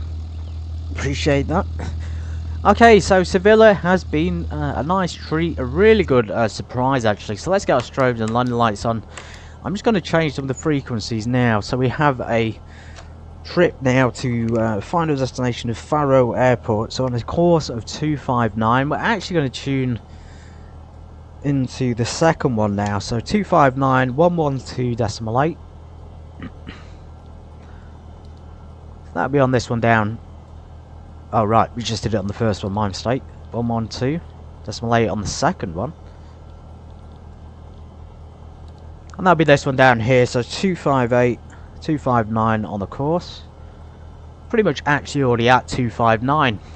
We can leave it where it is, we'll probably pick that up immediately. Compasses are aligned. If you want to do another engine check, you know, you can do, but if you've done an initial one of the day, you probably won't have to. It's usually the one-off when the engine's running. If you do shut down and start up again, you probably would have to redo it. Anyway, we'll continue walking, so we'll keep altitude on. We have LPFR approach, and the 80s has gone offline, so we'll wait and see what happens when we get closer. Sevilla traffic echo Charlie Kilo Delta Echo. Departing runway 27 to the west. Remember my compass directions. So we're going to go for a clean takeoff. Again, any issues before taking off, we'll stop if we can do. If we're in the air, we'll just continue. If there's, in fact, one of the things we can do if we're in the air just after takeoff is we could actually stop and land on the runway again, depending on how much is left. I haven't ever had to do that, but that is a possibility. If there's not enough runway, you will usually have to go round to the runway you've taken off from, or you would have to land straight ahead depending on what kind of emergency you had. Well, yeah, one of the things that I forgot about is you can land back down on the runway because we've got fixed landing gear. So if we're in a Beechcraft bearing, for example, and we lifted off and we retracted the gear, then we'd probably have to go round. We can't extend it again, but if we lifted off and we hadn't retracted the gear, we could actually land again. And it's the same with fixed landing gear planes as well, which is really, really cool. Anyway, so we did a bit right, we've got everything on we need to. We're squawking, we're lighting, and we're flying. Let's go. I should check the windsock. So the windsock giving us a slight yeah, a slight crosswind there, so we're going to keep our ailerons into the wind for this one.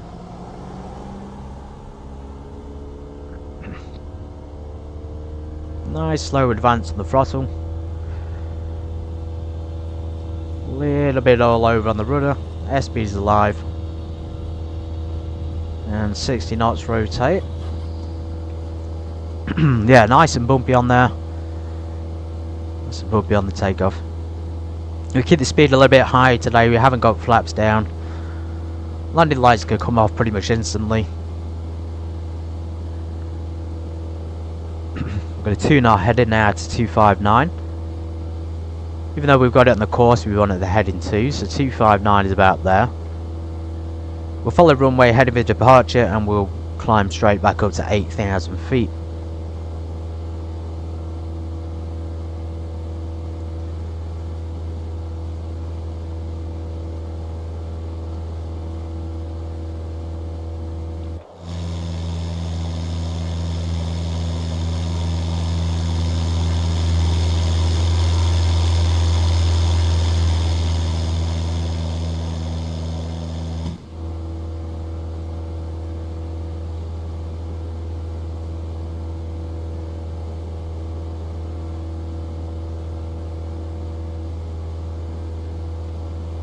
There we are. Sevilla traffic, Echo Charlie Delta Kilo Delta Echo. Departing airspace, 1,000 feet, climbing 8,000 feet. Oh yeah, look at this. This is miles better than default scenery. It looks so accurate as well. It looks like Spain. It looks like the Iberian Peninsula. It really does. It looks fantastic. Look at that down there. They've even got swimming pools in the villas and things. You've got the shopping centre. Sevilla is it's not one of the biggest cities, but it's certainly a nice place to visit if you want a quiet holiday. Anyway, trains are there. We've got all sorts. Big churches, big town halls. Right, I'm going to stick the autopilot on early. So we're going to arm the altitude. Let's do it down here on MCP instead. So we'll use the heading. So autopilot on. You see that it's already climbing, and then heading mode. And then altitude arm. Usually we dip the nose and clear it in a sort of plane like this because we're flying VFR rules. But today we can assume that we're clear all the way because there's no other traffic in the area.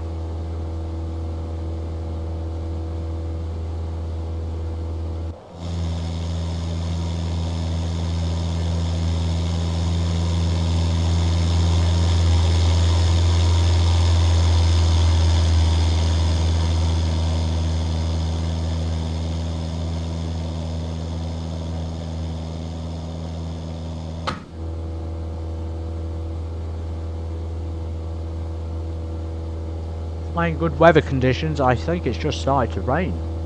Just saw rain outside.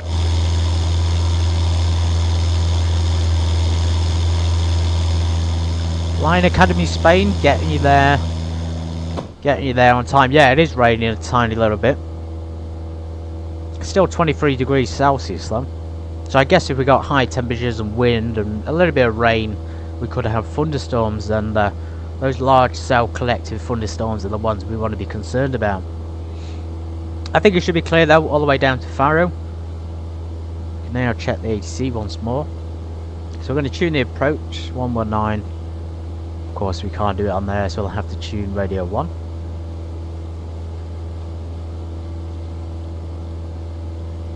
And we'll keep the Unicom for the time being. Right guys, any time now this will come alive. It should do. I think we have to tune it on nav 1 here to get it to work. Either way, both of those are tuned in, so one of them will come alive at some point. We don't need the NDB, so we can turn that off. If we really wanted to, we could get the NDB at Faro, but I don't think there's going to be much use in doing that.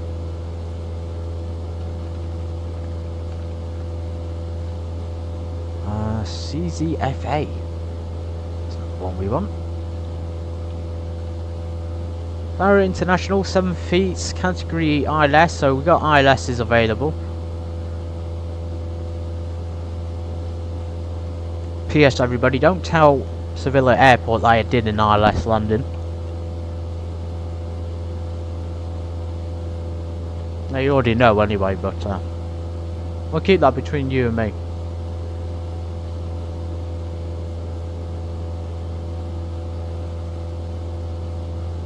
Okay, we've got a few warnings there. Close proximity taxiways. We have actually got someone departing there, runway 10.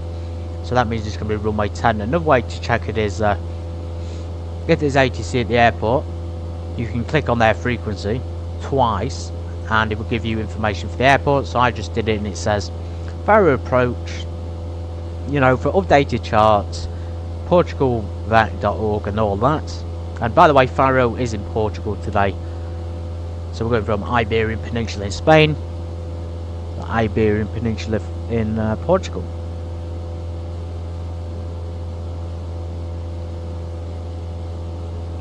Completely forgot. And even though I've clicked on the frequency, there's not actually any information coming up for the airport. So let me look down here. There's two different... I have got it, so I've just got the ATC thing from previously. Yeah, runway 10. Expect ILS approach runway and use 10. TRL 50, wind 090 degrees. 9 knots. Visibility 10 kilometers. FBL radio altimeter CLD. View at 2000 feet. SCT 3000 feet. Scattered. Temperature 19. Dew point 13. QNH 1018.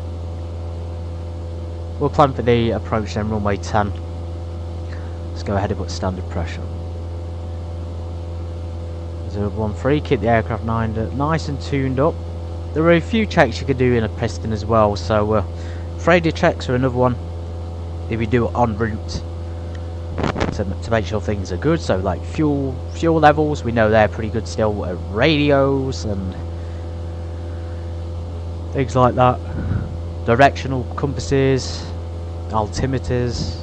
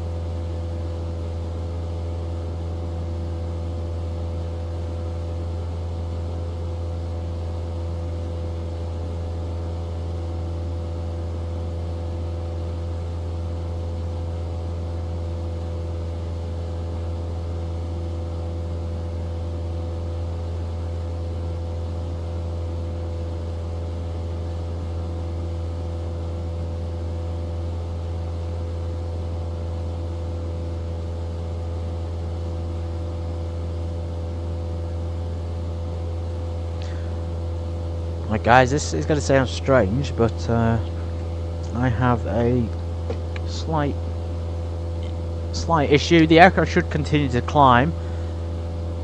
Let's slow down this descent rate. Oh, actually no, let's increase the descent rate a little bit.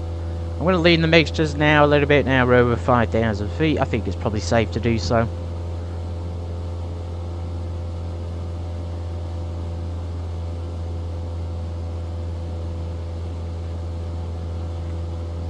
Yes, it sounds strange, but I have actually got an ant to get rid of. I've got a bit of an ant issue going on at the moment. Ants coming out of nowhere.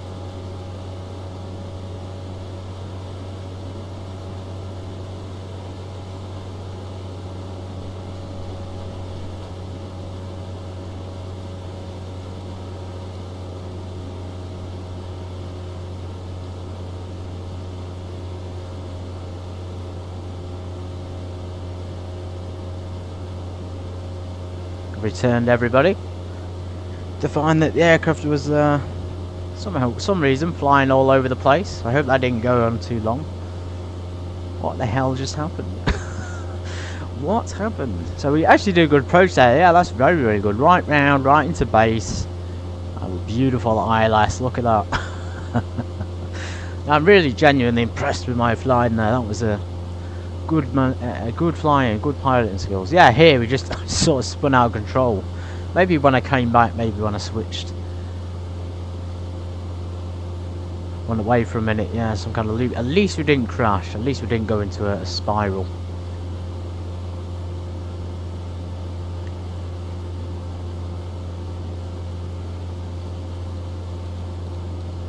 Give us a chance to climb back up then to altitude of 8,000. There's the VOR, so the VOR is coming live on both of them now, as you can see. All we have to do is bother with the second one, and that'll give us the direction to follow. The official course was 259. It may be different.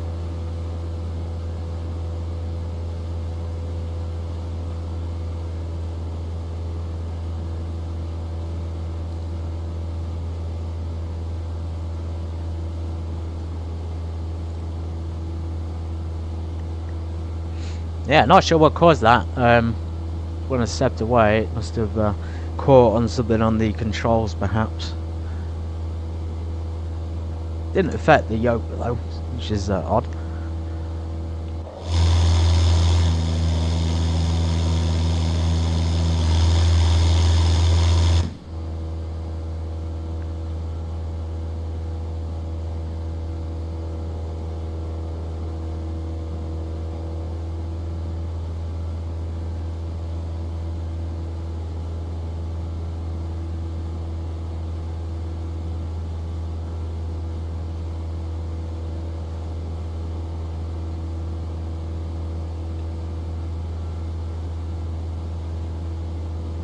We'll be in Faro in no time.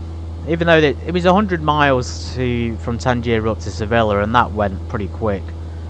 It's going to be, if we have got a crosswind of 25 to 30 knots though, which is probably beyond what we can tolerate realistically. If we look outside,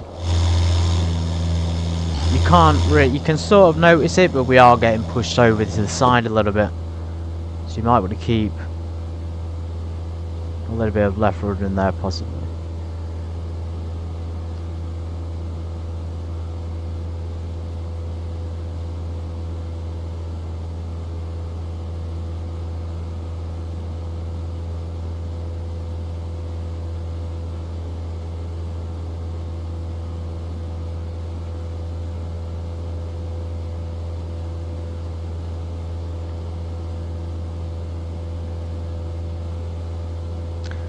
Wonder if this is showing us our distance from this navigation 1. I think it might be. We could always change it here, so we could put 112.8 and that will give us our destination. Yeah, so that's giving us our destination distance of 85 nautical miles. That's a shame that. I wanted to be able to use nav 2 with the DME, but obviously it's tied into nav 1. Oh, actually no it isn't. What am I on about? You got GS and TT there for the frequency one. So RMT, and then you've got the second one there. Don't look at the time, guys. It'll be quicker than that.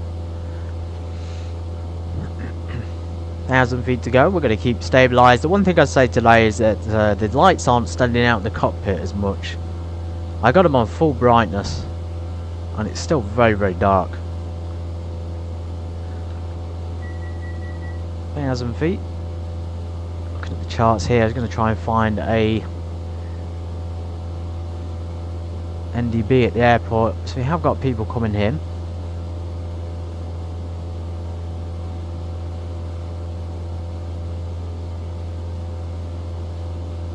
I don't know if they're crashed because it's saying 000. Well, that's an interesting approach if they are coming in that way. So 4,000 feet. If we go down here, we can cross check that. So altitude transition is 4,000 feet. If we want to do the ILS, and then it was probably unlikely though because we're visual today, even though I just did one before, so we'll keep it keep it in the back of our minds. It doesn't look like there's an NDB on there to program in. It'll be a course of 2. It'll be on that course right there, down to the runway. Localizer 110.5, just for good luck. We'll put it there.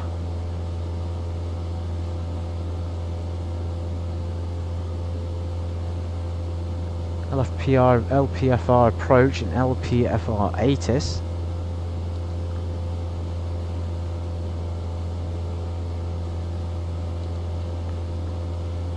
Expect ILS approach, runway in use 10, transition level 50, wind 080 degrees 4 knots variable between 040 and 100 degrees visitors, light, rain, cloud, view at 2,000 feet. Scattered at 3,000 feet. Temperature 18, 2.13 QNH 018. Acknowledge it. Information Sierra. Information Sierra 1018. Faro Air, Ring Sierra. 1430 Zulu. Expect ILS approach. Runway in use 10. Transition level 50. Wind 080 degrees 4 knot variable between 040 and 100 degrees. Visibility 10 kilometers. Light. We're tuning to the ATIS a bit closer because it may change. I'm usually skeptical about listening to it that early on, because obviously not only will it change, but it might go offline completely, which means we won't have any information at all. As long as the approach stays on. Right, we're at 8,000 feet. It's having a tendency to stop not exactly on the number today. Seems to be a new thing going on. Let's go ahead and reduce our power. So we're really looking for the 10 gallons per hour. Even if we leave it where it is now, we'll still be at 10 gallons. So let's bring the throttle back.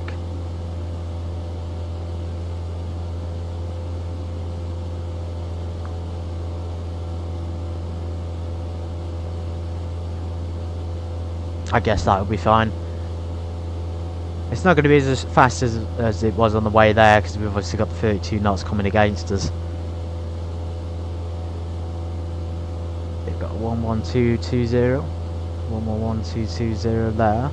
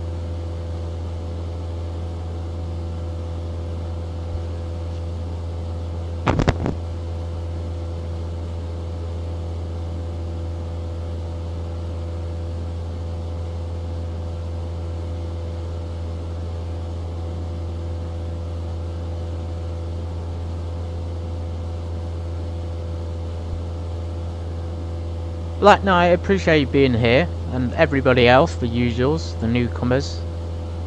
Good to see new faces, good to see that there's still strong passion in the simulation community for GA aircraft. Really good to see some other YouTubers who stream these GA planes as well, particularly on X-Plane and Microsoft, and for bringing those to us, because I would never be able to see them or experience them myself, because I don't own them. Yeah, really appreciate that though. There's great diversity at the moment. we've got plenty of new stuff to look forward to in the future. Now X-Plane 12 has released its roadmap. It didn't mention anything about scenery, but they seem to have things planned out all the way up to 12.5, I think it is. 12.5, 12.6.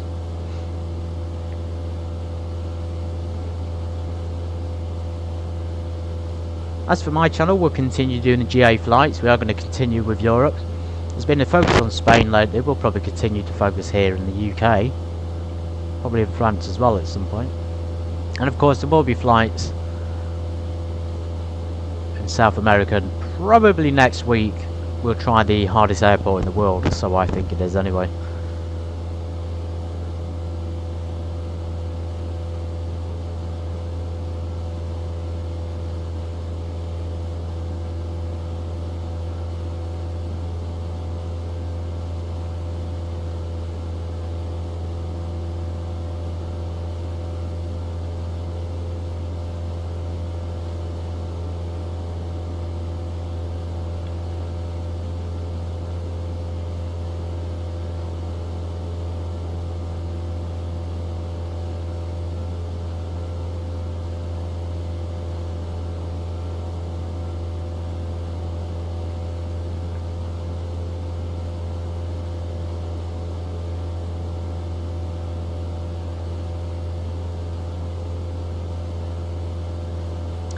Looks like Faro might be VFR, not VFR conditions. We have a lot of things popping up there, possibly some rough weather, some cold fronts as well, so that could be a plane. Airport has one departure, has a few aircraft parked on the stands, but in general pretty quiet. It does look like mostly cloud coverage. Low fronts moving in from the west.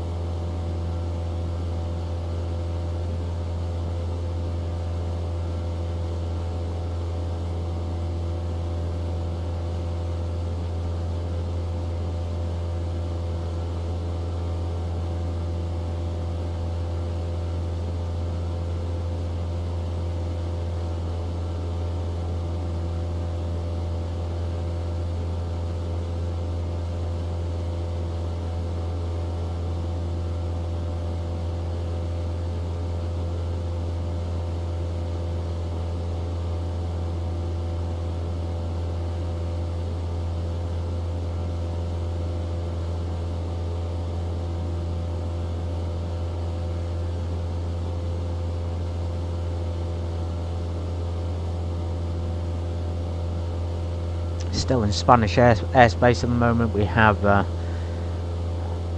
you can see there's the Seville track on, as they call it. This is all Spanish airspace, still along the Iberian Peninsula, and then this here will be Portugal airspace. You see this big chunky red line, and then this will be specifically for Faro airspace. We could check on the charts. Sometimes they don't tell you, but sometimes they do. They will sometimes say the aerospace type, so we can see aerodrometrical type and then surveillance charts. We can also tell by the approach charts as well sometimes what will and won't be allowed at the airport in terms of flights. So we got a 3,000 feet minimum. Chart only to be used for cross-checking of altitudes assigned while the vectoring. Okay, set transponder code 70. Okay, that's if we have a failure. So about 3,000 feet looks like the common thing there. Not really any airspace info though, it just says C. It'll be controlled airspace either way.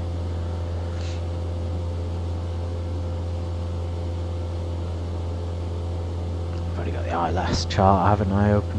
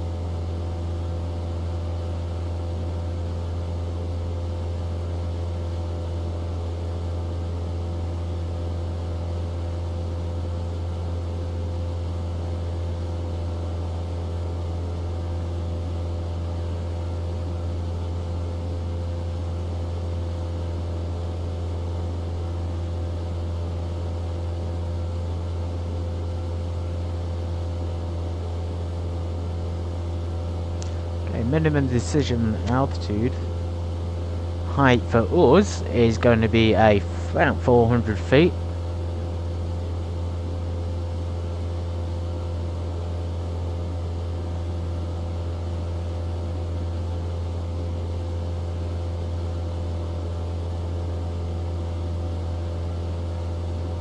And we'll probably get off and taxi to even give you the stand coordinates to this airport, which is useful. You do actually need that for some of the older aircraft, but most of those might not fly, but if you're going to obviously sim with them, it's very, very useful. So it's runway is come down. We can either go on an apron. We don't have to go on a GA parking space if we don't want to.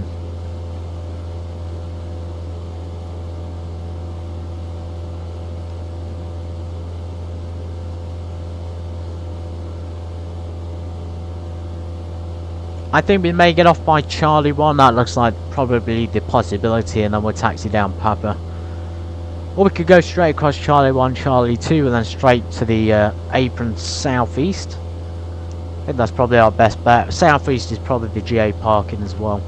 I'm looking on the charts online just to see a bit more of a better picture.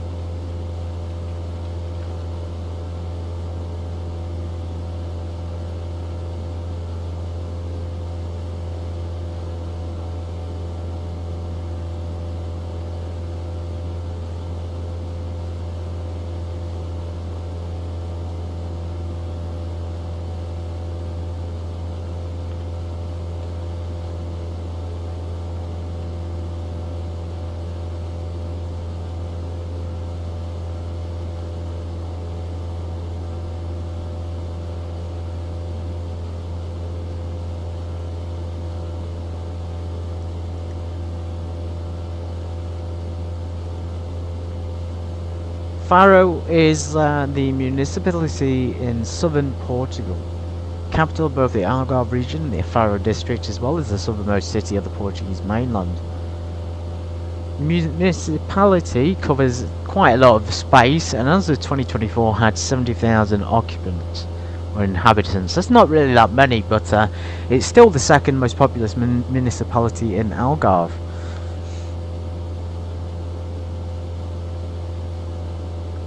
Not as big then as Almeria or Valencia. Faro was a settlement during the Phoenician and Roman periods and later served as a Moorish port known as Santa Maria, Ibn Harun, or probably short for Iberian Harun. It became part of the Kingdom of Portugal in 1249 and was elevated to city status in 1540. Since 1756, following the devastation of the Lisbon earthquake, Faro had been the administrative capital of Argyle. So again, another port, just another city, another port city, which is what we seem to have been flying to mostly in Spain lately. Or it seems like Spain, at least, just had a good shipping business hundreds of years ago, and probably still does today. Well, yeah, back then they had all the trade that we talked about in Valencia, in Almeria. Basically a giant in terms of shipping economy, and of course competing with the likes of the UK and the United States. So yeah, a very significant power from a shipping point of view. The reason I mention that is because ships and the law of the waters and the law of the sea, for example, are still used today. Albeit they don't tell you that it's a law of the sea or law of the waters, etc., rather than a law of the land. Anyway, getting into a little bit of complicatedness there. Looks absolutely beautiful though. I wonder how accurate it's going to be compared to these images. I'm looking at, there's a medieval cathedral of Faro. We have city walls from old castles, palaces. Between the 2nd and 8th centuries, the city was under the domain of the Romans, Byzantines, and later Visigoths. I hope I'm pronouncing it right. And before it was conquered by the Arabic-speaking Muslims known as Moors in 713, of course. It's probably the same story then as Almeria and Valencia, and then the Christians came in and crusaded them. From the 3rd century onwards, and during the Visigothic period, it was the site of the episcopal see. And then it just like tells you about the ancient dioceses and things. The Byzantine presence has endured in the towers of the city walls that were built during the Byzantine era.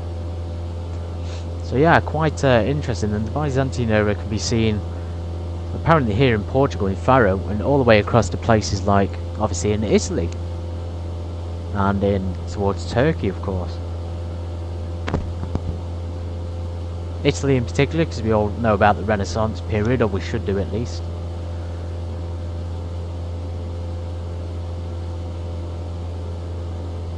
Arsenova retained its status as the most important town in the southwest corner of the Iberian Peninsula. In the 9th century, after a revolt led by somebody's name, who was succeeded in office by his son, it became the capital of a short-lived princedom. It was fortified with a ring of defensive walls. Okay, so that's probably why they've got the castles and the walls there still. So it was under a sort of monarchy in a way. It says princedom. Princedom is very similar to a monarchy. Royalty, basically. 10th century, the name Santa Maria began to be used instead of Arsenova. And by the 11th century, the town was known as Santa Maria, Ibn Harun, or Iberian Harun. And of course, Crusades wouldn't be complete if we didn't include the Crusades part of the story. During the Second Crusade, after the Anglo-Norman forces took Lisbon in 1147, a detachment of this group sacked Faro, which was then under Muslim rule, on the way to the Holy Land. I think sacked is another word for overtook and rampaged and pillaged, something like that. Again, though, in 1217, during the 5th Crusade, Frisian fleet of crusaders on the way to Acre sacked and burned the city. Okay. So, yeah, plenty of history there in the Portuguese kingdom. No longer around, though, the monarchy. We're coming up to the airspace. I appreciate the tip there. Light night. The ramp is over to the east of the main ramp. Okay, so that's probably what we were just looking at, because we're going to the southeast apron. And there's the sun. Are we going to land in Portugal in sunshine without any clouds? It seems like a long shot today. And, you know, it has been raining quite a lot. We can't see it, but it is. You can barely see it, but yeah, a rain picking up again. It's 4 degrees. Do we stick the pitot heat on or not? I think we're probably alright.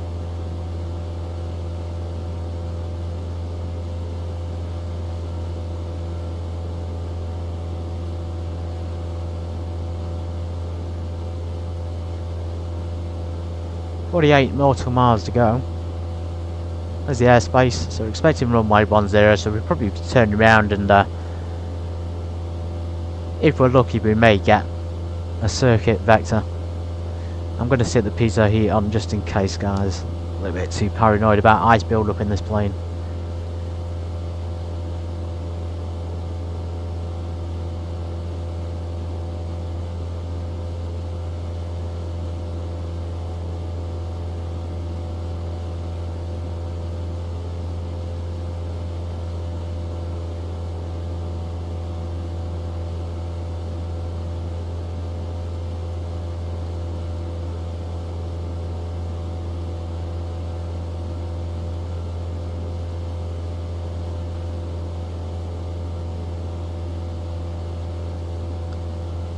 So we've just turned. We are actually going to go in clouds here. So what we need to do is take evasive action. So we can turn towards the south. We could probably descend a little bit as well to get out of this. We are on VFR rules, so there's nothing to stop us. Let's go for a vertical speed. Reduce the power so slightly. We'll do a power descent.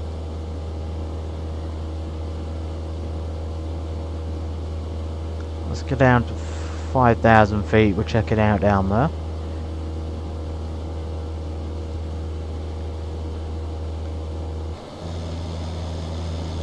Into the wind at least to keep us on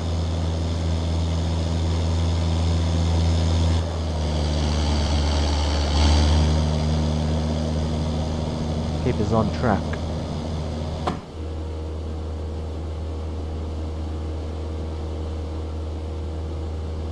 Maintain visual contact with the ground, flying in good weather.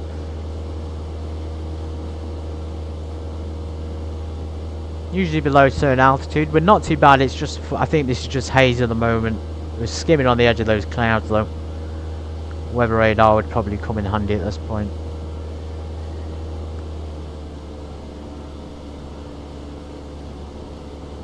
Yeah, so wind is straight into us, that's why we're getting a 42 there, because the wind's going directly into the pitot, which is giving us our sort of information straight into the ports and the static vents, etc. And the air intake, of course. One thing I don't use very often is the cabin heat in here. I don't think it has any effect on the pilot if you don't. We'll turn it up anyway. We turn the air on as well. Turn that on to full. The cabin heat up a little bit.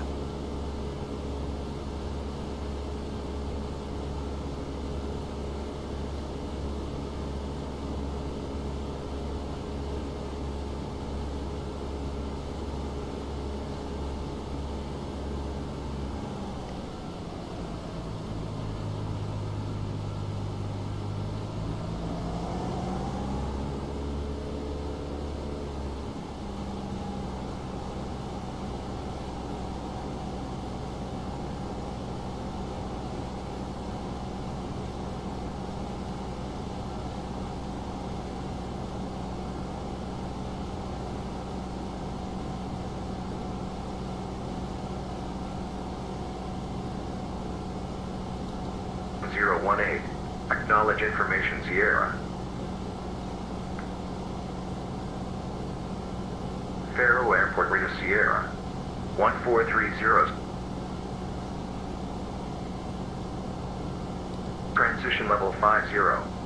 Wind 080 degrees 4 knot, variable between 040 and Let's go down to 100 4,000 degrees, so we get into visibility the 10 transition kilometers. zone. Light. Rain. Cloud. View at 2,000 feet. Scattered at 3,000 feet. Temperature 18.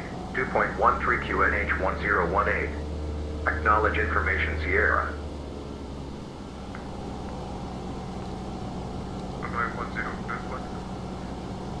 Clear. No, that's pretty Charlie.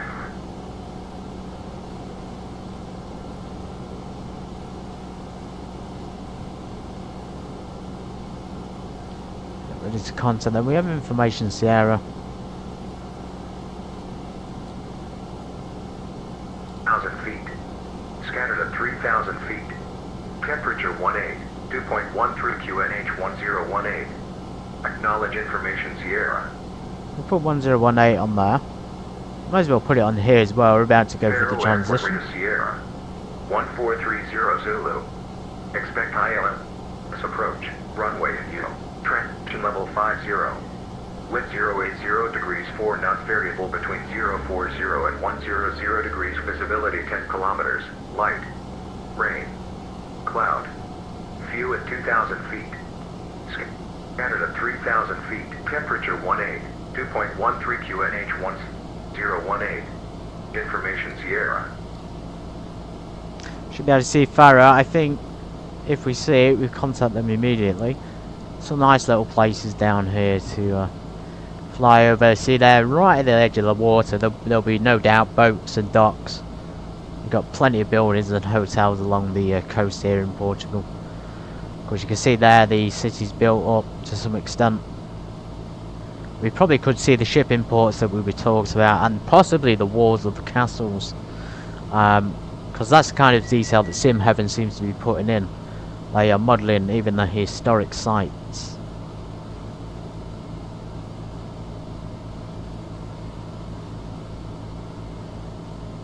As some feet to go. Should be calmer on the winds, a little bit lower down. It's still very, very strong though. Still got 30 knot plus.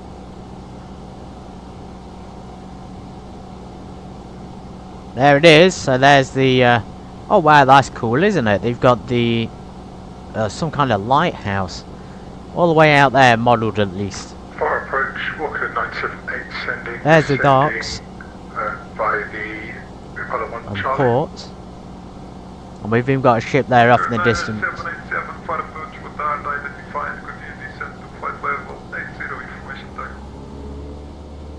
Sending to 80 information tag, Walker 978. Delta Delta Oscar 7 to Charlie, continue taxi straight ahead, then left to stand at 314. Straight ahead, then left, stand 314, Delta 7 to Charlie, cheers. Ryanair 20 kilo, ready? Confirm ready. Departure Ryanair 20 kilo. Ryanair 20 kilo, capacity QNH 1019, and brake wind 100 degrees, 4 knots, runway 10, please for takeoff. Runway 10 clear for takeoff, QNH 1019, Ryanair 20 kilo.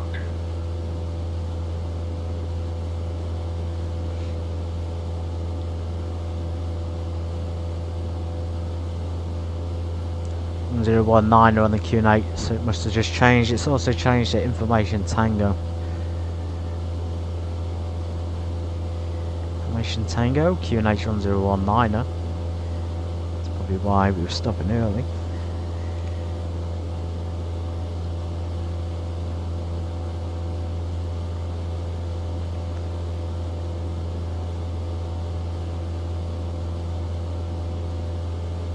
If we request a landing because it's a controlled airport, airspace airport, he may just vector us for an ILS. That's kind of what I'm thinking because it's controlled. So we could request a visual landing, but it might not be the case. We haven't got the equipment on board like a GPS. We're having to make do with, isn't that pretty? We might have to make do with instructions from the ATC. Still raining outside, unfortunately. If everybody's on holiday in Portugal, yeah, I kind of feel for you. Still got the pitos on. I'm a bit cautious about the pitot heat being off in this kind of situation. Keep our speed up. Kind of waiting to get into their airspace before I contact them.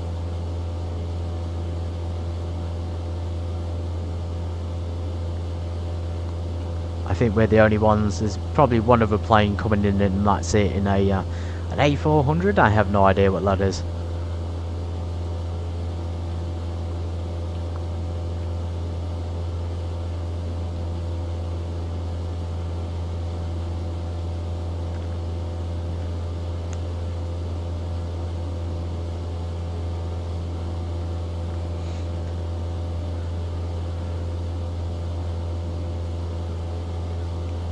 Our approach, Echo Charlie Kilo Delta Echo, review 4,000 feet, information Tango, QNH1019er, requests London.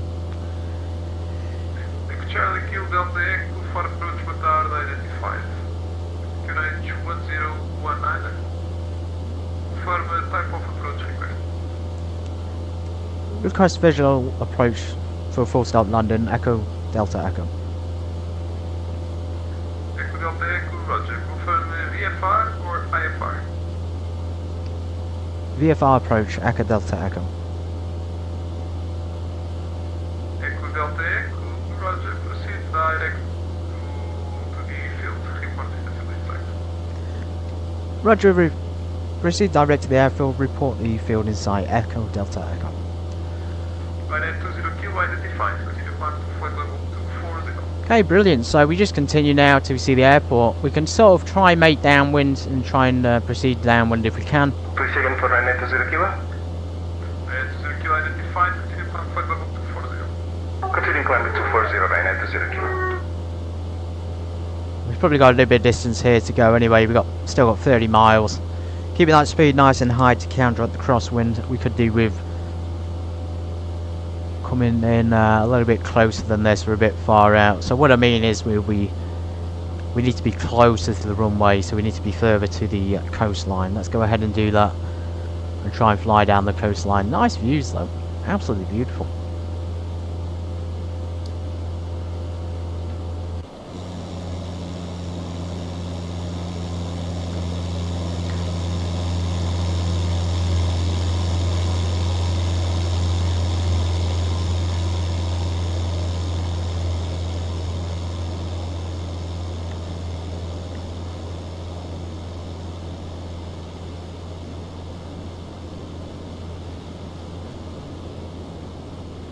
Ryanair 20 kilo proceeds direct to Peso. Back to Peso, Ryanair 20 kilo. This is going to be interesting. Monker 9787 proceed direct to Huawei. Minimum altitude chart gave us 3,000 feet, so we obviously don't want to be below that until final. Sorry, Walker 9787. Monker 9787 proceed direct to Huawei. Because that'll be the ATC, 9787. ATC area to control, so 3,000 feet will be the area that they manage the aircraft at, meaning if you're below it you probably won't get ATC services. Unless of course you request landing like I am, and you probably will need it at controlled airspace. Something like that, a lot of complicated words and a lot of complicated things. It's a Luftwaffe A400. I've never seen in a Luftwaffe A400 in VATSIM or even on Next Plane before.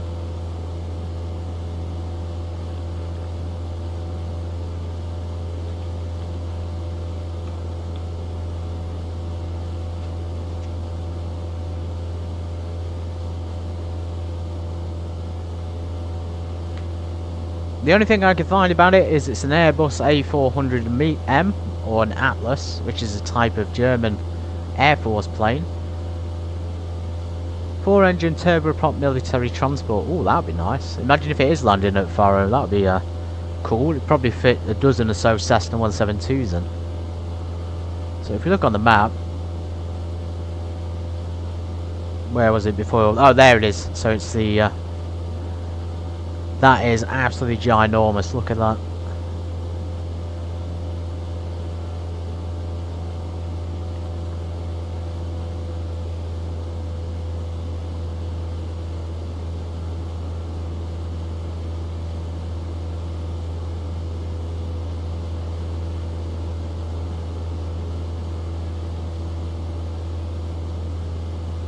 Hey, hang on, is that Castle Walls? I think it is. This is what I'm talking about, everybody. They actually model historic sites on the sim heaven. They've actually put the Castle Walls in there. It's a miracle. Obviously that won't be the whole thing, but it certainly looks like it. So there's the, I'm assuming, the castle, then here's the walls. Before it got sacked by the Anglos. There's where the ports would be. You got a few things down there, you got a few bridges. Of course now it's just a tourist destination like most places in Spain and Portugal. In fact, not even just like Spain and Portugal, just like the seaside in general has been turned into one massive tourist attraction.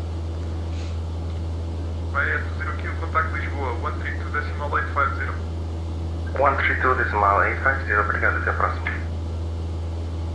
Walker 9787, we are now closing contact Lisboa 132.850. 132.850, 9787. Confirm 132.850. 132.850 for Walker 9787, thank you. Charlie, Q Delta Echo, contact Lisboa 132.850. Over to 132.850 for Echo Charlie Kilo Delta Echo, thank you. Echo Charlie Kilo Delta Echo, contact Lisboa 132.850. Contact number 132.850 for Echo Charlie Kilo Delta Echo, thanks for the ATC. I think I pressed the wrong button then to speak to him, so he had to repeat it, and I apologise. Apologies to the ATC there, my mistake. I have not assigned the push to talk button to the correct one for some reason. So it might be because it's the 172. I think it might be because the button is there for the microphone, so it's on the back of my yoke. Right, we're expecting a visual, he's closing.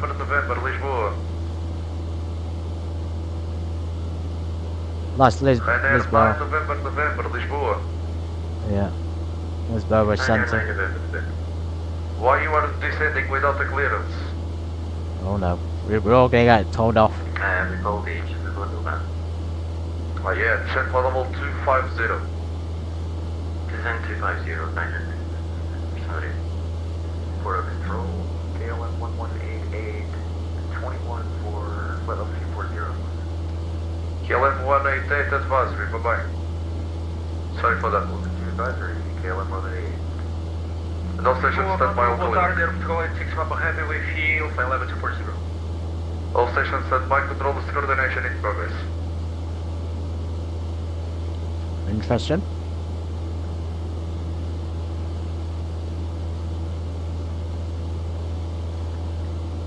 To be fair, this is taking a while because of the wind. Gives us time to get set up a little bit better. For some reason we're okay AFL still.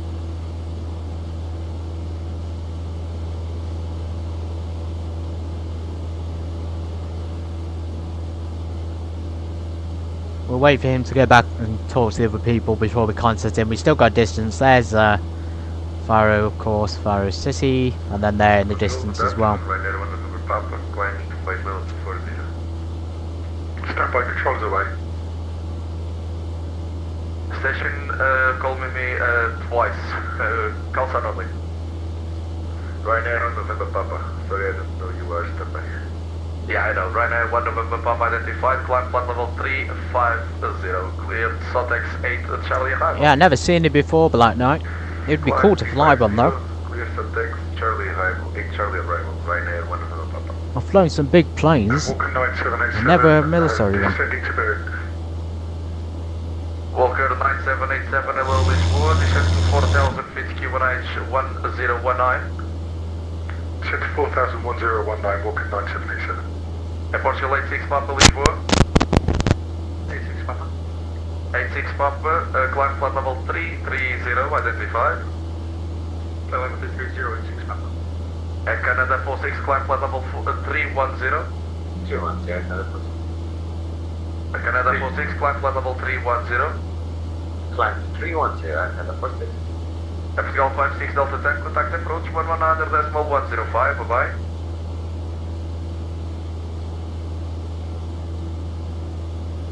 Portugal 56 Delta 10, contact approach 119.105, bye-bye. The approach come back online. Oh no, LPPT approach is online. Boa tarde, Ryanair 20 Kilo, climbing to fly level 240 direct to Peso.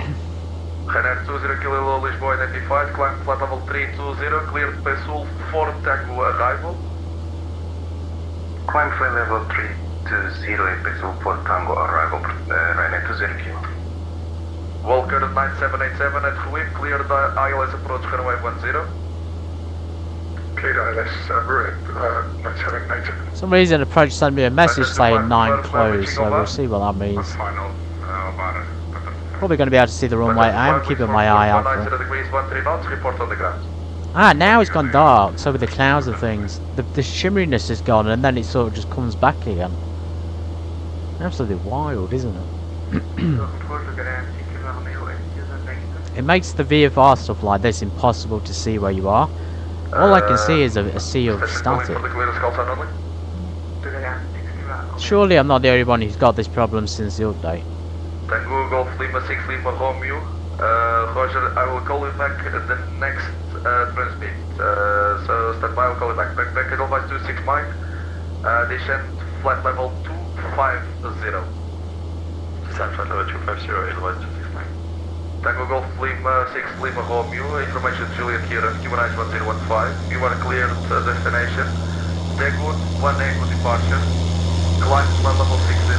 Squawk 5456.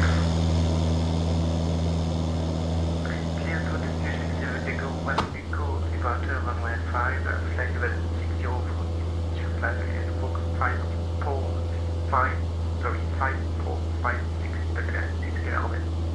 Class 6 Lima Romeo, read my correct, sorry for the delay on the clearance. Break Echo Charlie Kilo Delta Echo, Lisboa. Echo Charlie Kilo Delta Echo with you, 4,000 feet, QNH 1019er. Confirm field inside. Negative, no field in sight just yet, Echo Delta Echo. Roger, continue direct Faro, report field inside. Wilco, report field in sight, Echo Delta Echo. I think I keep saying Elta. Roger, stand by right now, 9 November. We can't see it, we're going to have to start to Descent 110, 9 November. probably descend a little bit. Tango Whiskey direct to Zalo, descent flight level 250. Sorry, down to 250. And what was the direct of Griffin 3 Tango Whiskey? Let's go down then to Direct point 3,000 feet, or 3.5. We'll go direct to Zalu for Griffin 3 Tango Whiskey. Edelweiss 26 Mike, descent to 3,000 feet, QNH 1015. Descent 3,000 feet, QNH 1015, Edelweiss 26 Mike. Edelweiss 27 Mike, Station calling for descent, call sound only. Edelweiss 264. Edelweiss 264, descent flight level 250. Descending 250, Edelweiss 264. Upper 22, request descent.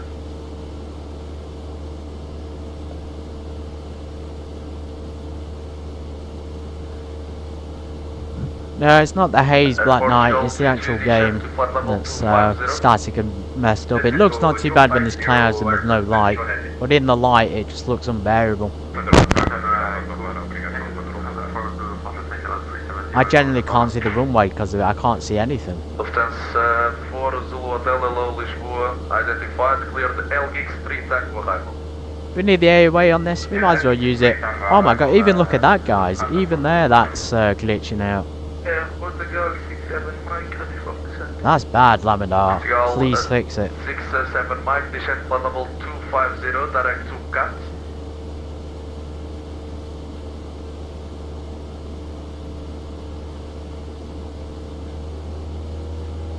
Can you repeat, please, direction? Direct to UPCAT, flight level 250. Descend to flight level 250 and direct to UPCAT. Portugal 67 Mike. Lufthansa 4 Zulu Hotel, proceed direct Papa Romeo 612. Direct Papa Romeo 612, after requesting descent Papa, correction, Papa 4 Zulu Hotel, descent plan level 250. Well, It's kind of making it unstreamable. I'd like to keep doing it, but I also... 787, runway 10, clear to land. Oh no, we're not going in clouds again, are we? I would also like to know where we are and what's happening. Walker 9787, thank you. Runway 9 November, descent to 4,000 feet, QNH 1019er. Descend 4,000 feet, QNH 1019er. Griffin 3 Tango Whiskey, descent plan level 110. Descend down to 110, Griffin 3 Tango Whiskey. LX 2255, identified, climb flight level 280. I think my first time in Faro as well. Skynet 45, Have a clear good look on the Alpha approach, ATC runway lately. 05. Cleared RP Alpha approach. Pascal 6 Juliet Papa, proceed direct Ezuti, cleared Ezuti, cleared Ezuti 1 Bravo arrival. Direct Ezuti, cleared Ezuti 1 Bravo arrival for airport 6 Juliet Papa. Edelweiss 264, descend to 3,000 feet, QNH 1015. What's this way, Edelweiss 264? Confirm Edelweiss 264, descend to 3,000 feet, QNH 1015. Descending 3000 QNH 1015, Edelweiss 264. Personal ahead, 1 Hotel in Manny, chest, got fire. Oh, come on. I think this is the runway over here. I can't, I literally cannot see anything. I'm going to revert back to 12.4 until this is sorted. I don't know how, I don't know if it's possible, but I'm going to try.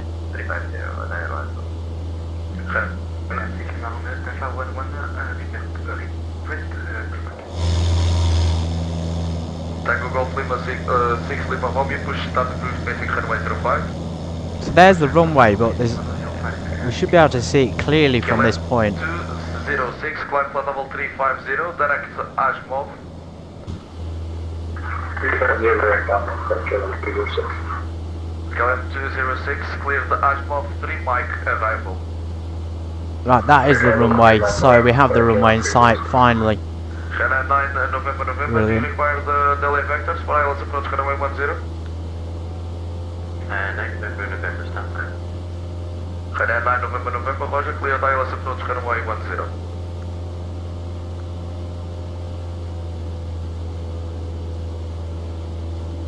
China 9 November, cleared ILS approach runway 10. Cleared ILS runway 10, 9 November. Portugal 6-7 Mike, contact approach 119.105, bye bye.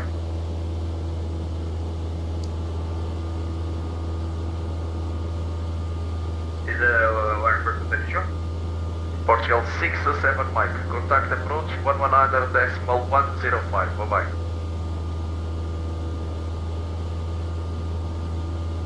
Oh my god, that's Portugal 6-7 Mike, Lisboa. Go ahead, this is Portugal 67 Mike. You are approaching, sir. You need to pay attention on the frequency. I'm too busy to call 3 times the same person. Contact approach 119.105. I apologize and I will contact the approach 119.105. Thanks for what you say and good luck. Lufthansa 4 Zulu Hotel, contact approach 120.910. Bye bye. So we've got someone there on the runway, 747. Lufthansa 4 Lufthansa.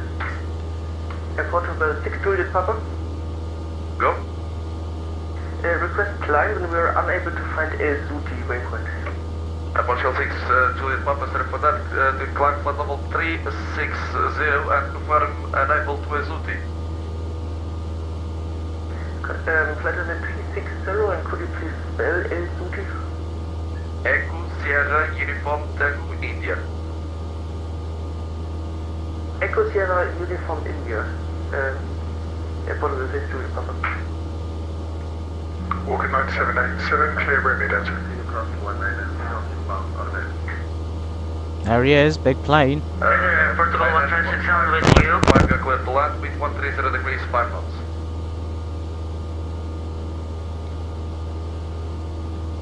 Ryanair 45, runway 05 clear to land with 130 degrees 5 knots. Portugal 1036, hello, identified, climb flight level 360, direct to ready. Interesting. Busy airspace. Ryanair 4 Charlie Valley. Stand by Ryanair 9 November, maintain present heading. Maintain present heading, 9 November. Echo Charlie Kilo Delta Echo on present position 3000 feet, make right and orbits until further notice.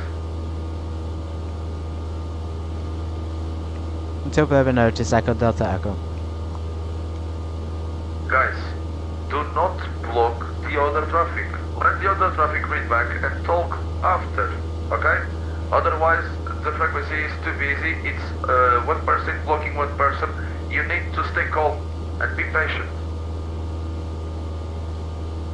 Portugal 1567, Lisboa. Man, it is true, isn't it? Yes, But with you in Portugal 1567.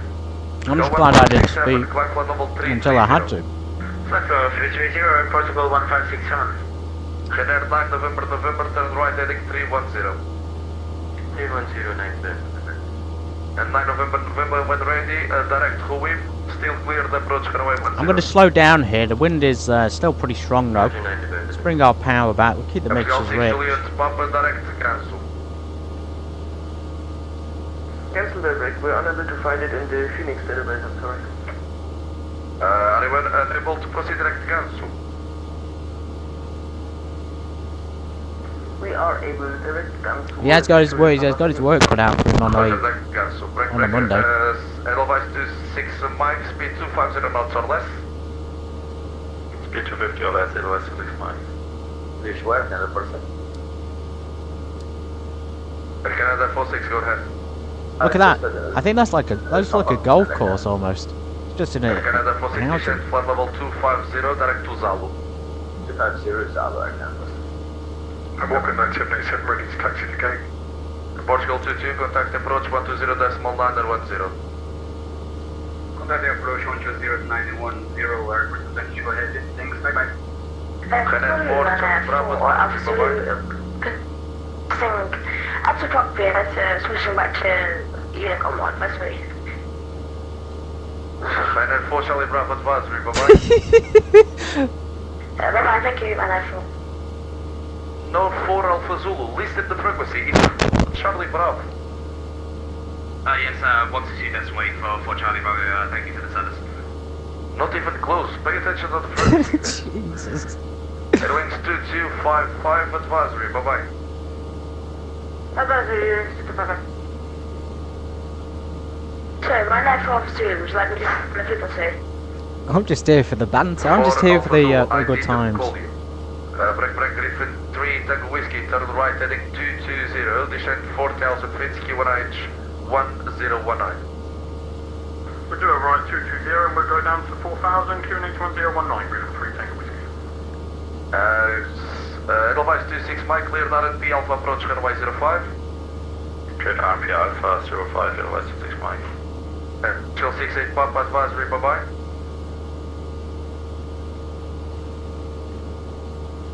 86 Papa, advisory, bye-bye.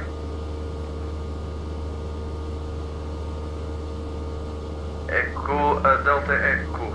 On present position, perform a right and orbits until further notice. I ain't orbit till further notice. Echo Delta Echo. Air Canada 46, descent flight level 110. Yeah, wait, sorry, we forgot to do our orbit there. I think that's Speedbird 2706 advise. important to remember, so let's keep doing that. 122.8, speedbird 2706, thanks. Thank God I remembered my call sign. Angry for 3 Tango Whiskey is speed at our discretion. We'll keep doing that then, we'll keep doing the Angry turn. 3 Tango Whiskey, AFA. Wanted to get a little bit away from the airspace, because he's probably going to vector us in. November, proceed direct to Whip. Proceed direct to Whip, 9 November.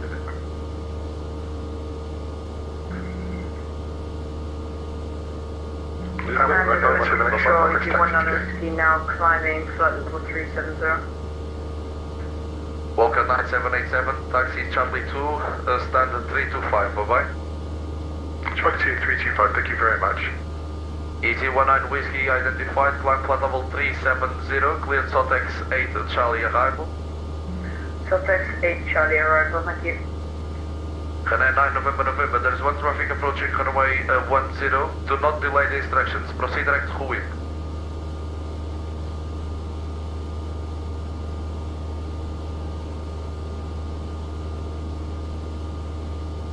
Edelweiss 264, turn right heading 270. Turn right 270, Edelweiss 264. Griffin 3, Tango Whiskey, resume mode navigation direct to Whip, cleared ILS approach runway 10. Direct to Whip and we're clear. We're going to be careful here, that's why I wanted to get away, because we're kind of on the approach a little bit. Remain on the right end orbit until further notice, descend 1,500 feet. Right in the orbit till further notice, descending down Echo Delta Echo. Right, let's get down guys to 1500. Runway 45, see again. Goes backtrack on runway 05 to get back on 60. I'm going to keep the mixtures rich. I did try and runway balance it 45, out, but back it's is approved, vacate by Bravo, taxi fuel has gone unbalanced again. Alpha 64, Rudder 45 by Bravo. Tango Golf Lima 6, Lima Romeo, Lisboa. So what he's going to do, I think this is the plan. He's going to get that guy in first. Golf Lima 6, correction. Tango Golf Lima 6, Lima Romeo, Lisboa. To get at 60 by Romeo, go ahead. Confirm ready. Confirm ready, to get at 60 by Roger, taxi via Charlie, on short runway 05. I say that guy first, but what I actually mean is this guy over here, EFW3TW. Whiskey, request away from cockpit for approximately 10 minutes. Approved, report back. We'll report back, thank you very much. Iberia 245. Iberia 245, hello. It's very strange though, I never had a instruction for this, I hope it's right. I'm pretty sure it Faro is. requesting flight plan approval to Porto. Yeah, next time stop blocking the frequency. Iberia 245, information Tango Quadrant QNH 1019, cleared Porto via Lago 4 Foxtrot departure, climb flight level 100, squawk 2030. Lago 4 Foxtrot departure, QNH 2030 and squad and flight level 100. Let's keep checking the map 2030. and keep looking where everyone is. 2030. Ryanair 1 November Papa. Iberia 245, read back correct. Break, Ryanair 17 Juliet Foxtrot, Lisboa. Go ahead. 17 Juliet Foxtrot information, Tango Quadrant QNH 101. Cleared port via Lago 4 Foxtrot departure. Climb flight level 100, squawk 2711. Clear to Porto via Lago 4 Foxtrot departure, 2710, Ryanair X-ray. Ryanair 17 Juliet X-ray, read back correct. Break, Ryanair 1 November Papa, descend flight level 250. Descend 250, Ryanair 1 November Papa. Ryanair 20 Kilo, descend flight level 250. Descend 250, Ryanair 20 Kilo. Edelweiss 264, resume on navigation direct to Pilim. Direct to Pilim, Edelweiss 264. And Edelweiss 26 Mike, runway 05 clear to land, wind 130 degrees 5 knots. Runway 05 clear to land, Edelweiss 25. We're pointing at 25, requesting out of Quadrant, please. Portugal 225, approved, report back.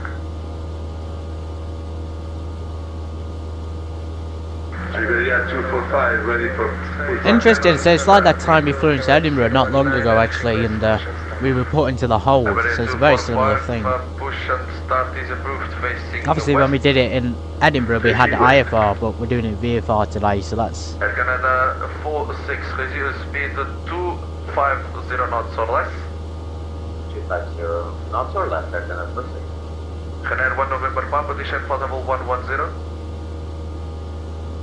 Can you repeat the flight level, sorry? Air Canada 46, descent flight level 110. Descent flight level 110, Air Canada 46. Echo Delta Echo Lisboa. Echo Charlie Delta Echo with you. Echo Delta Echo, confirm traffic inside 12 o'clock, 4,000 feet in about 10 miles. Look bit traffic Echo Delta Echo. Roger. Let's keep an eye out guys, it is a little bit rough on the VFR conditions, but we should be able to see him. It's coming up to 1500, we do need to keep descending though. Approach 119.105, thank you. Interesting. 20 kilo, contact approach 120.910, bye bye. He's probably going to tell us to follow him actually, he might do that. Ryanair 17, Juliet X-Ray, push and start is approved, facing west. Advise 264, Pre-Barrett B Alpha Approach Runway 05, report build inside. He's at 4,000 feet. Runway 05, report runway inside, request 264. We should be able to see him when he comes around the corner. 4,000 feet, QRH 1019er. Don't have a choice, Black Knight, gotta do this till we get our clearance. It would be easy though to go offline and do it, but we want to do it with real ATC, so this is what would happen. Level 320. We are back. Partial 1036 advisory, bye bye. Ryanair 1 November Papa, request next flight level, descent. 1 November Papa, descent flight level 110. Descent 110, Ryanair 1 November Papa. Come on, traffic. Echo Delta Echo, traffic information, traffic 12 o'clock, 4,000 feet, final runway 10, confirm inside. Negative. Visibility is pretty bad, Echo Delta Echo. Partial 225, do not block the frequency, the traffic is talking to me, I will disconnect, I swear. And if you want on a whiskey, we are back online. Roger. Let's go forward a bit more. You guys need to be patient. You need to talk when you want to talk, you need to wait for the other people, you need to understand that. That's true. We've all got to love each other on this sim. November Papa, your clear flight level is flight level 110, continue your descent. Patience is key. Continue descent, flight level 110, right there. 1 November Papa. Ryanair's not waiting on me, by the way. 110. None of them were waiting on me, we're waiting on them pretty much. Griffin 3, Tango Whiskey, runway 10, clear land, wind 1,000. I can't see him, we'll just have to say... Runway 10, we're clear to land, Griffin 3, Tango Whiskey. Well, you have to say we see him, even though we don't.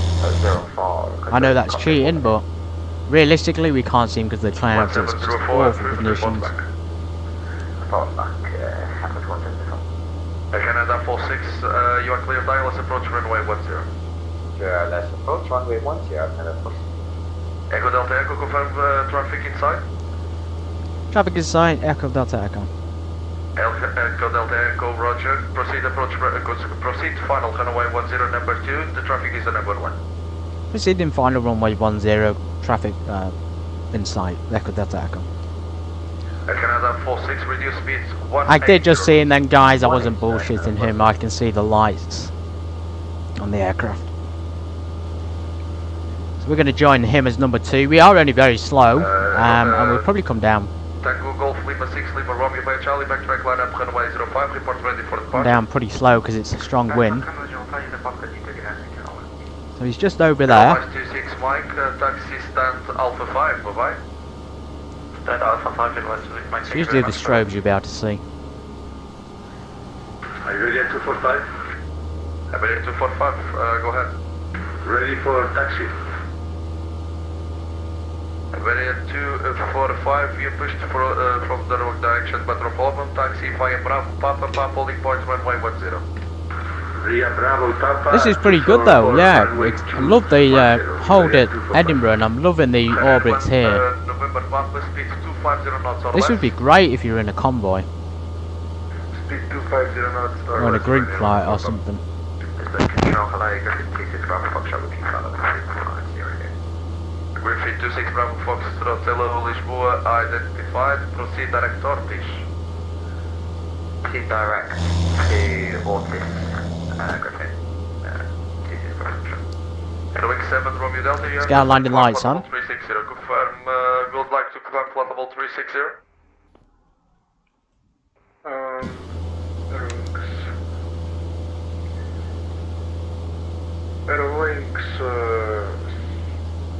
Okay, we need the ILS, so we got it tuned in. Or we should have it tuned in.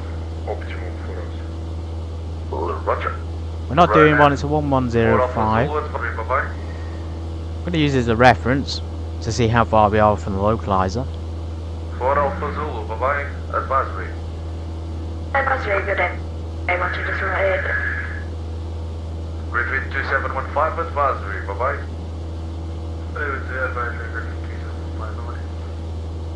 Alpha 5 for Charlie Alpha, hello, flight level 360 in Magum.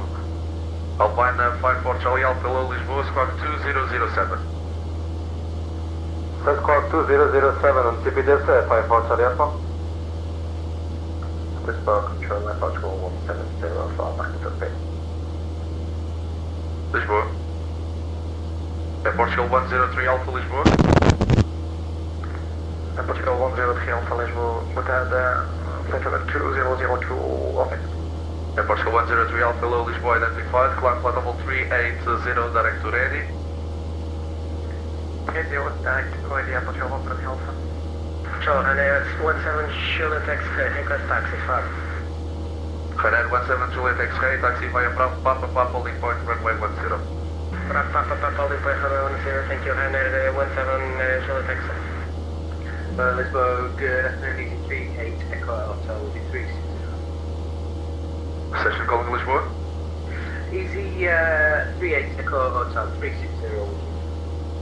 Confirm position.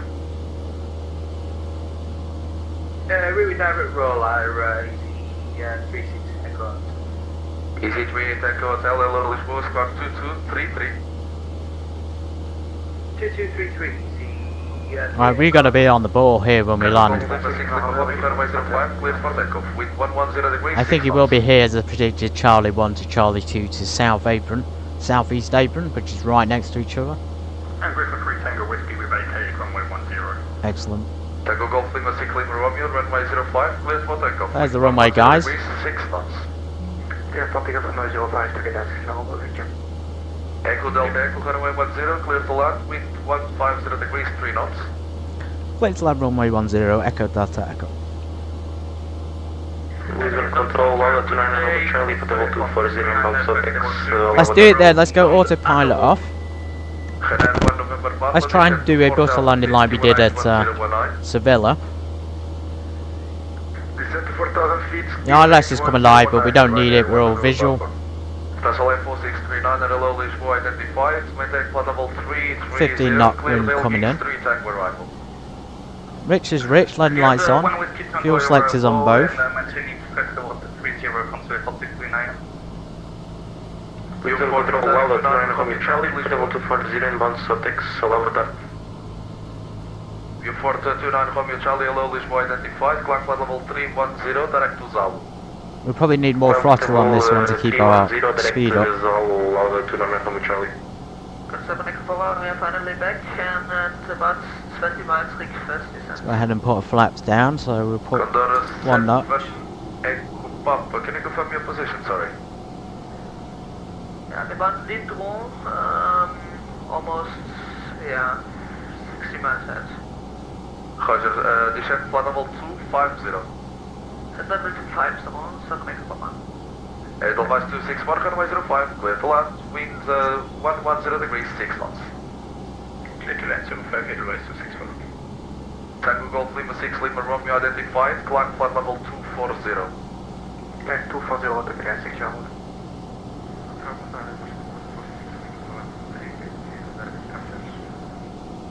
Portugal 146, hello Lisboa, squawk 1460. Air Canada 46, number 2 for the approach, continue approach runway 10, wind check 150 degrees, 3 knots. Number 2, continue Air Canada. Canada 1 November Papa, no ATC speed restrictions, clear ILS approach runway 10. Clear ILS approach runway 10, Ryanair 1 November Papa, no speed restrictions.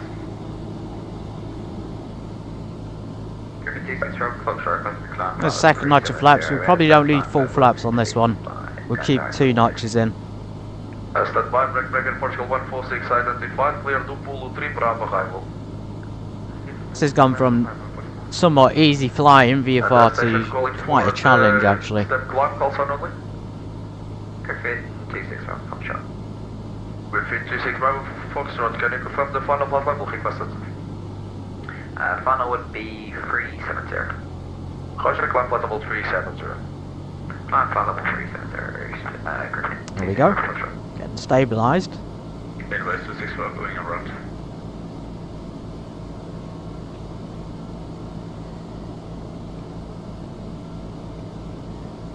Keep it stable. Going a little bit faster. Edelweiss 264, Roger, climb 3000 feet, direct Monac. Climb 3000 direct Monac, Edelweiss 264. Easy 38 Hotel, Echo Hotel identified. Don't worry about the puppies, everybody. It's bearable. Here we go. We keep the power in. Keep the power in. Are you ready at Floating a little bit. Ready 245, go ahead. Bring it back down. Let's hold runway 10 at Port Faro. Ready 245, Roger. All short runway. There we go. We're down. Kept it flared for a while to burn off that speed. We'll take the next exit. Lisboa Control, Tangier 13 Whiskey, flight level 390 inbound Alpha. Tangier 13 Whiskey, hello, Lisboa identified, clear to Zulu 9 Charlie arrival. Flaps up, landing lights off. That was not too bad. There's quite strong of the wind though. 15 knots, probably on the higher end of what's tolerable.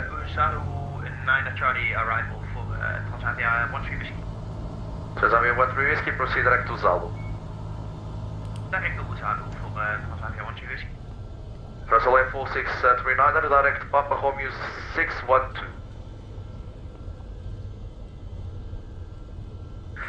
Direct Papa Romeo 612, Français 4639. Edelweiss 264, turn left heading 070. Turn left 070, Edelweiss 264.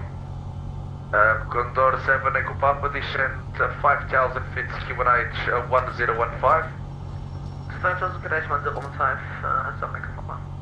Portugal 146, when ready, descend flight level 250. It should be Charlie 1. Starting descent to 250, Portugal 146. Tangier 13 Whiskey, Lisboa. Strobes off. Tangier 13 Whiskey, go ahead. Flaps are Sorry up. for that. Direct Elvar, then Uzalo. Sorry for that. Okay, Alpha, and after that Zulu for Tangier 13 Whiskey. There we are, Charlie 1. Easy 1 on a whiskey, request descend 3000. Let's go back to Stand by, parking Canada charts. 46, runway 10, clear to land. Winds 150 degrees, 3 knots. Clear to land, runway 10. Echo first. Echo Delta Echo, stand 207, bye bye.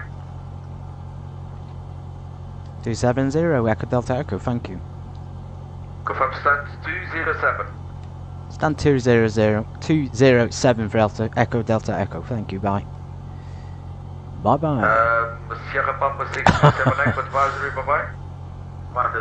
Sometimes that's one of the issues you can have on AGC. I do anyways, when you try and speak too quickly you don't think about it.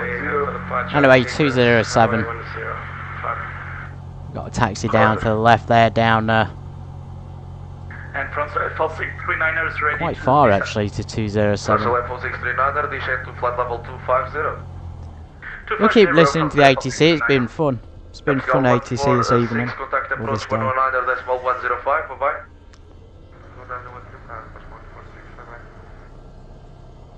Russell Line 4639, contact approach 120.910, bye-bye. 120.9010 from CFLC 390, thank you for your control, bye-bye. Easy 38 Echo Hotel, Lisboa. Easy 38 Echo Hotel, Lisboa. Yeah, well done to the ATC. We had a long wait there while we were orbiting or put into a temporary hold. We did quite a few loops, as you can see. Well, we got vectored in the end, which was great. He handled the traffic. Condor 3, correction, Condor 7 Echo Papa, descend to 3000 feet. He handled it well. 3000, Condor 7 Echo Papa.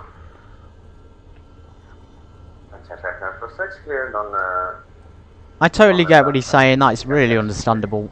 Everybody speak when they're spoken to, everybody For takeoff, no delay, wind 150 degrees, 3 knots. wait for clearance, you know. For takeoff immediately, ready at 245. Eric, 946, taxi via Papa, Charlie 2, stands 324, bye-bye. Yeah, wait till you got clear space to talk. Don't speak over people, which is quite a common thing here on the network. You know, it happens all the time. There's 207, is it free, is it not? Because otherwise you're just going to constantly cause like clashes on the radio. People won't be able to hear the clearances. If somebody else is talking and you start talking, then what tends to happen is people will continue talking, they don't stop. Even when there's somebody else on the radio, it's like they've started to speak and they want to get theirs out first. You really got to have a bit of patience though, because you know, at the end of the day, usually there won't be full ATC services, so there's only one guy most of the time dealing with the majority of the stuff. Let's turn this stuff off here. We can turn the radios off. Might keep it about 1,000 so we don't get any fouling. As you can see there, we're out of balance on the fuel, but that's because I forgot to turn it to centre.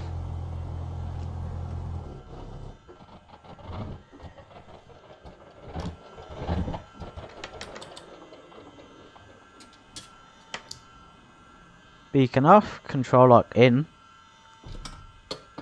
fuel to the side.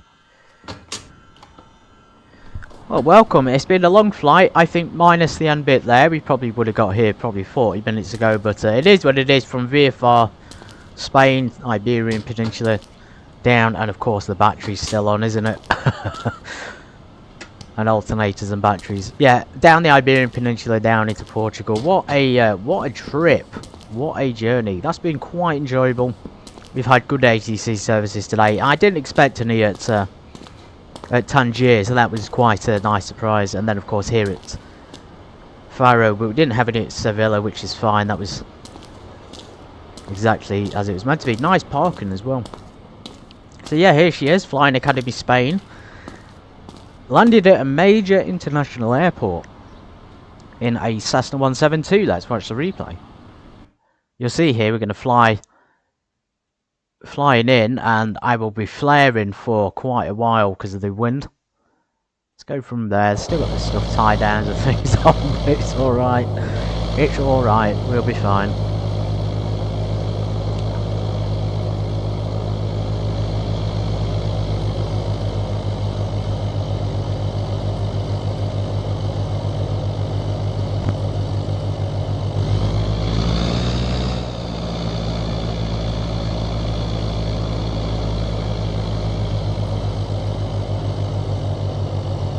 So coming in, got a 15 knot crosswind, reducing a little bit.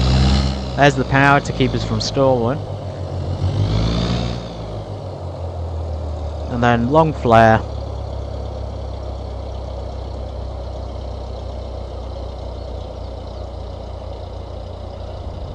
Yeah, not bad. That was not a bad touchdown considering how strong the winds were and considering how much, like, low visibility, strong winds and rain and wet runway. So yeah, very good flying there today. Actually some really good flying. We had great flying in Sevilla just all the way through. I hope you've enjoyed it. I hope you enjoyed that hold at the end there. That was very interesting. Now I'll see you guys on the next one. So tomorrow we got train day literally train Tuesdays. Wednesday you'll be simming on the flight gear. Oh, excuse me, X-plane. So Wednesday, Monday, Wednesday, Friday still are on these flight sims. Tuesdays will now become train days. And then Thursdays we got a new one coming in for that as well. So everybody take care. See you later.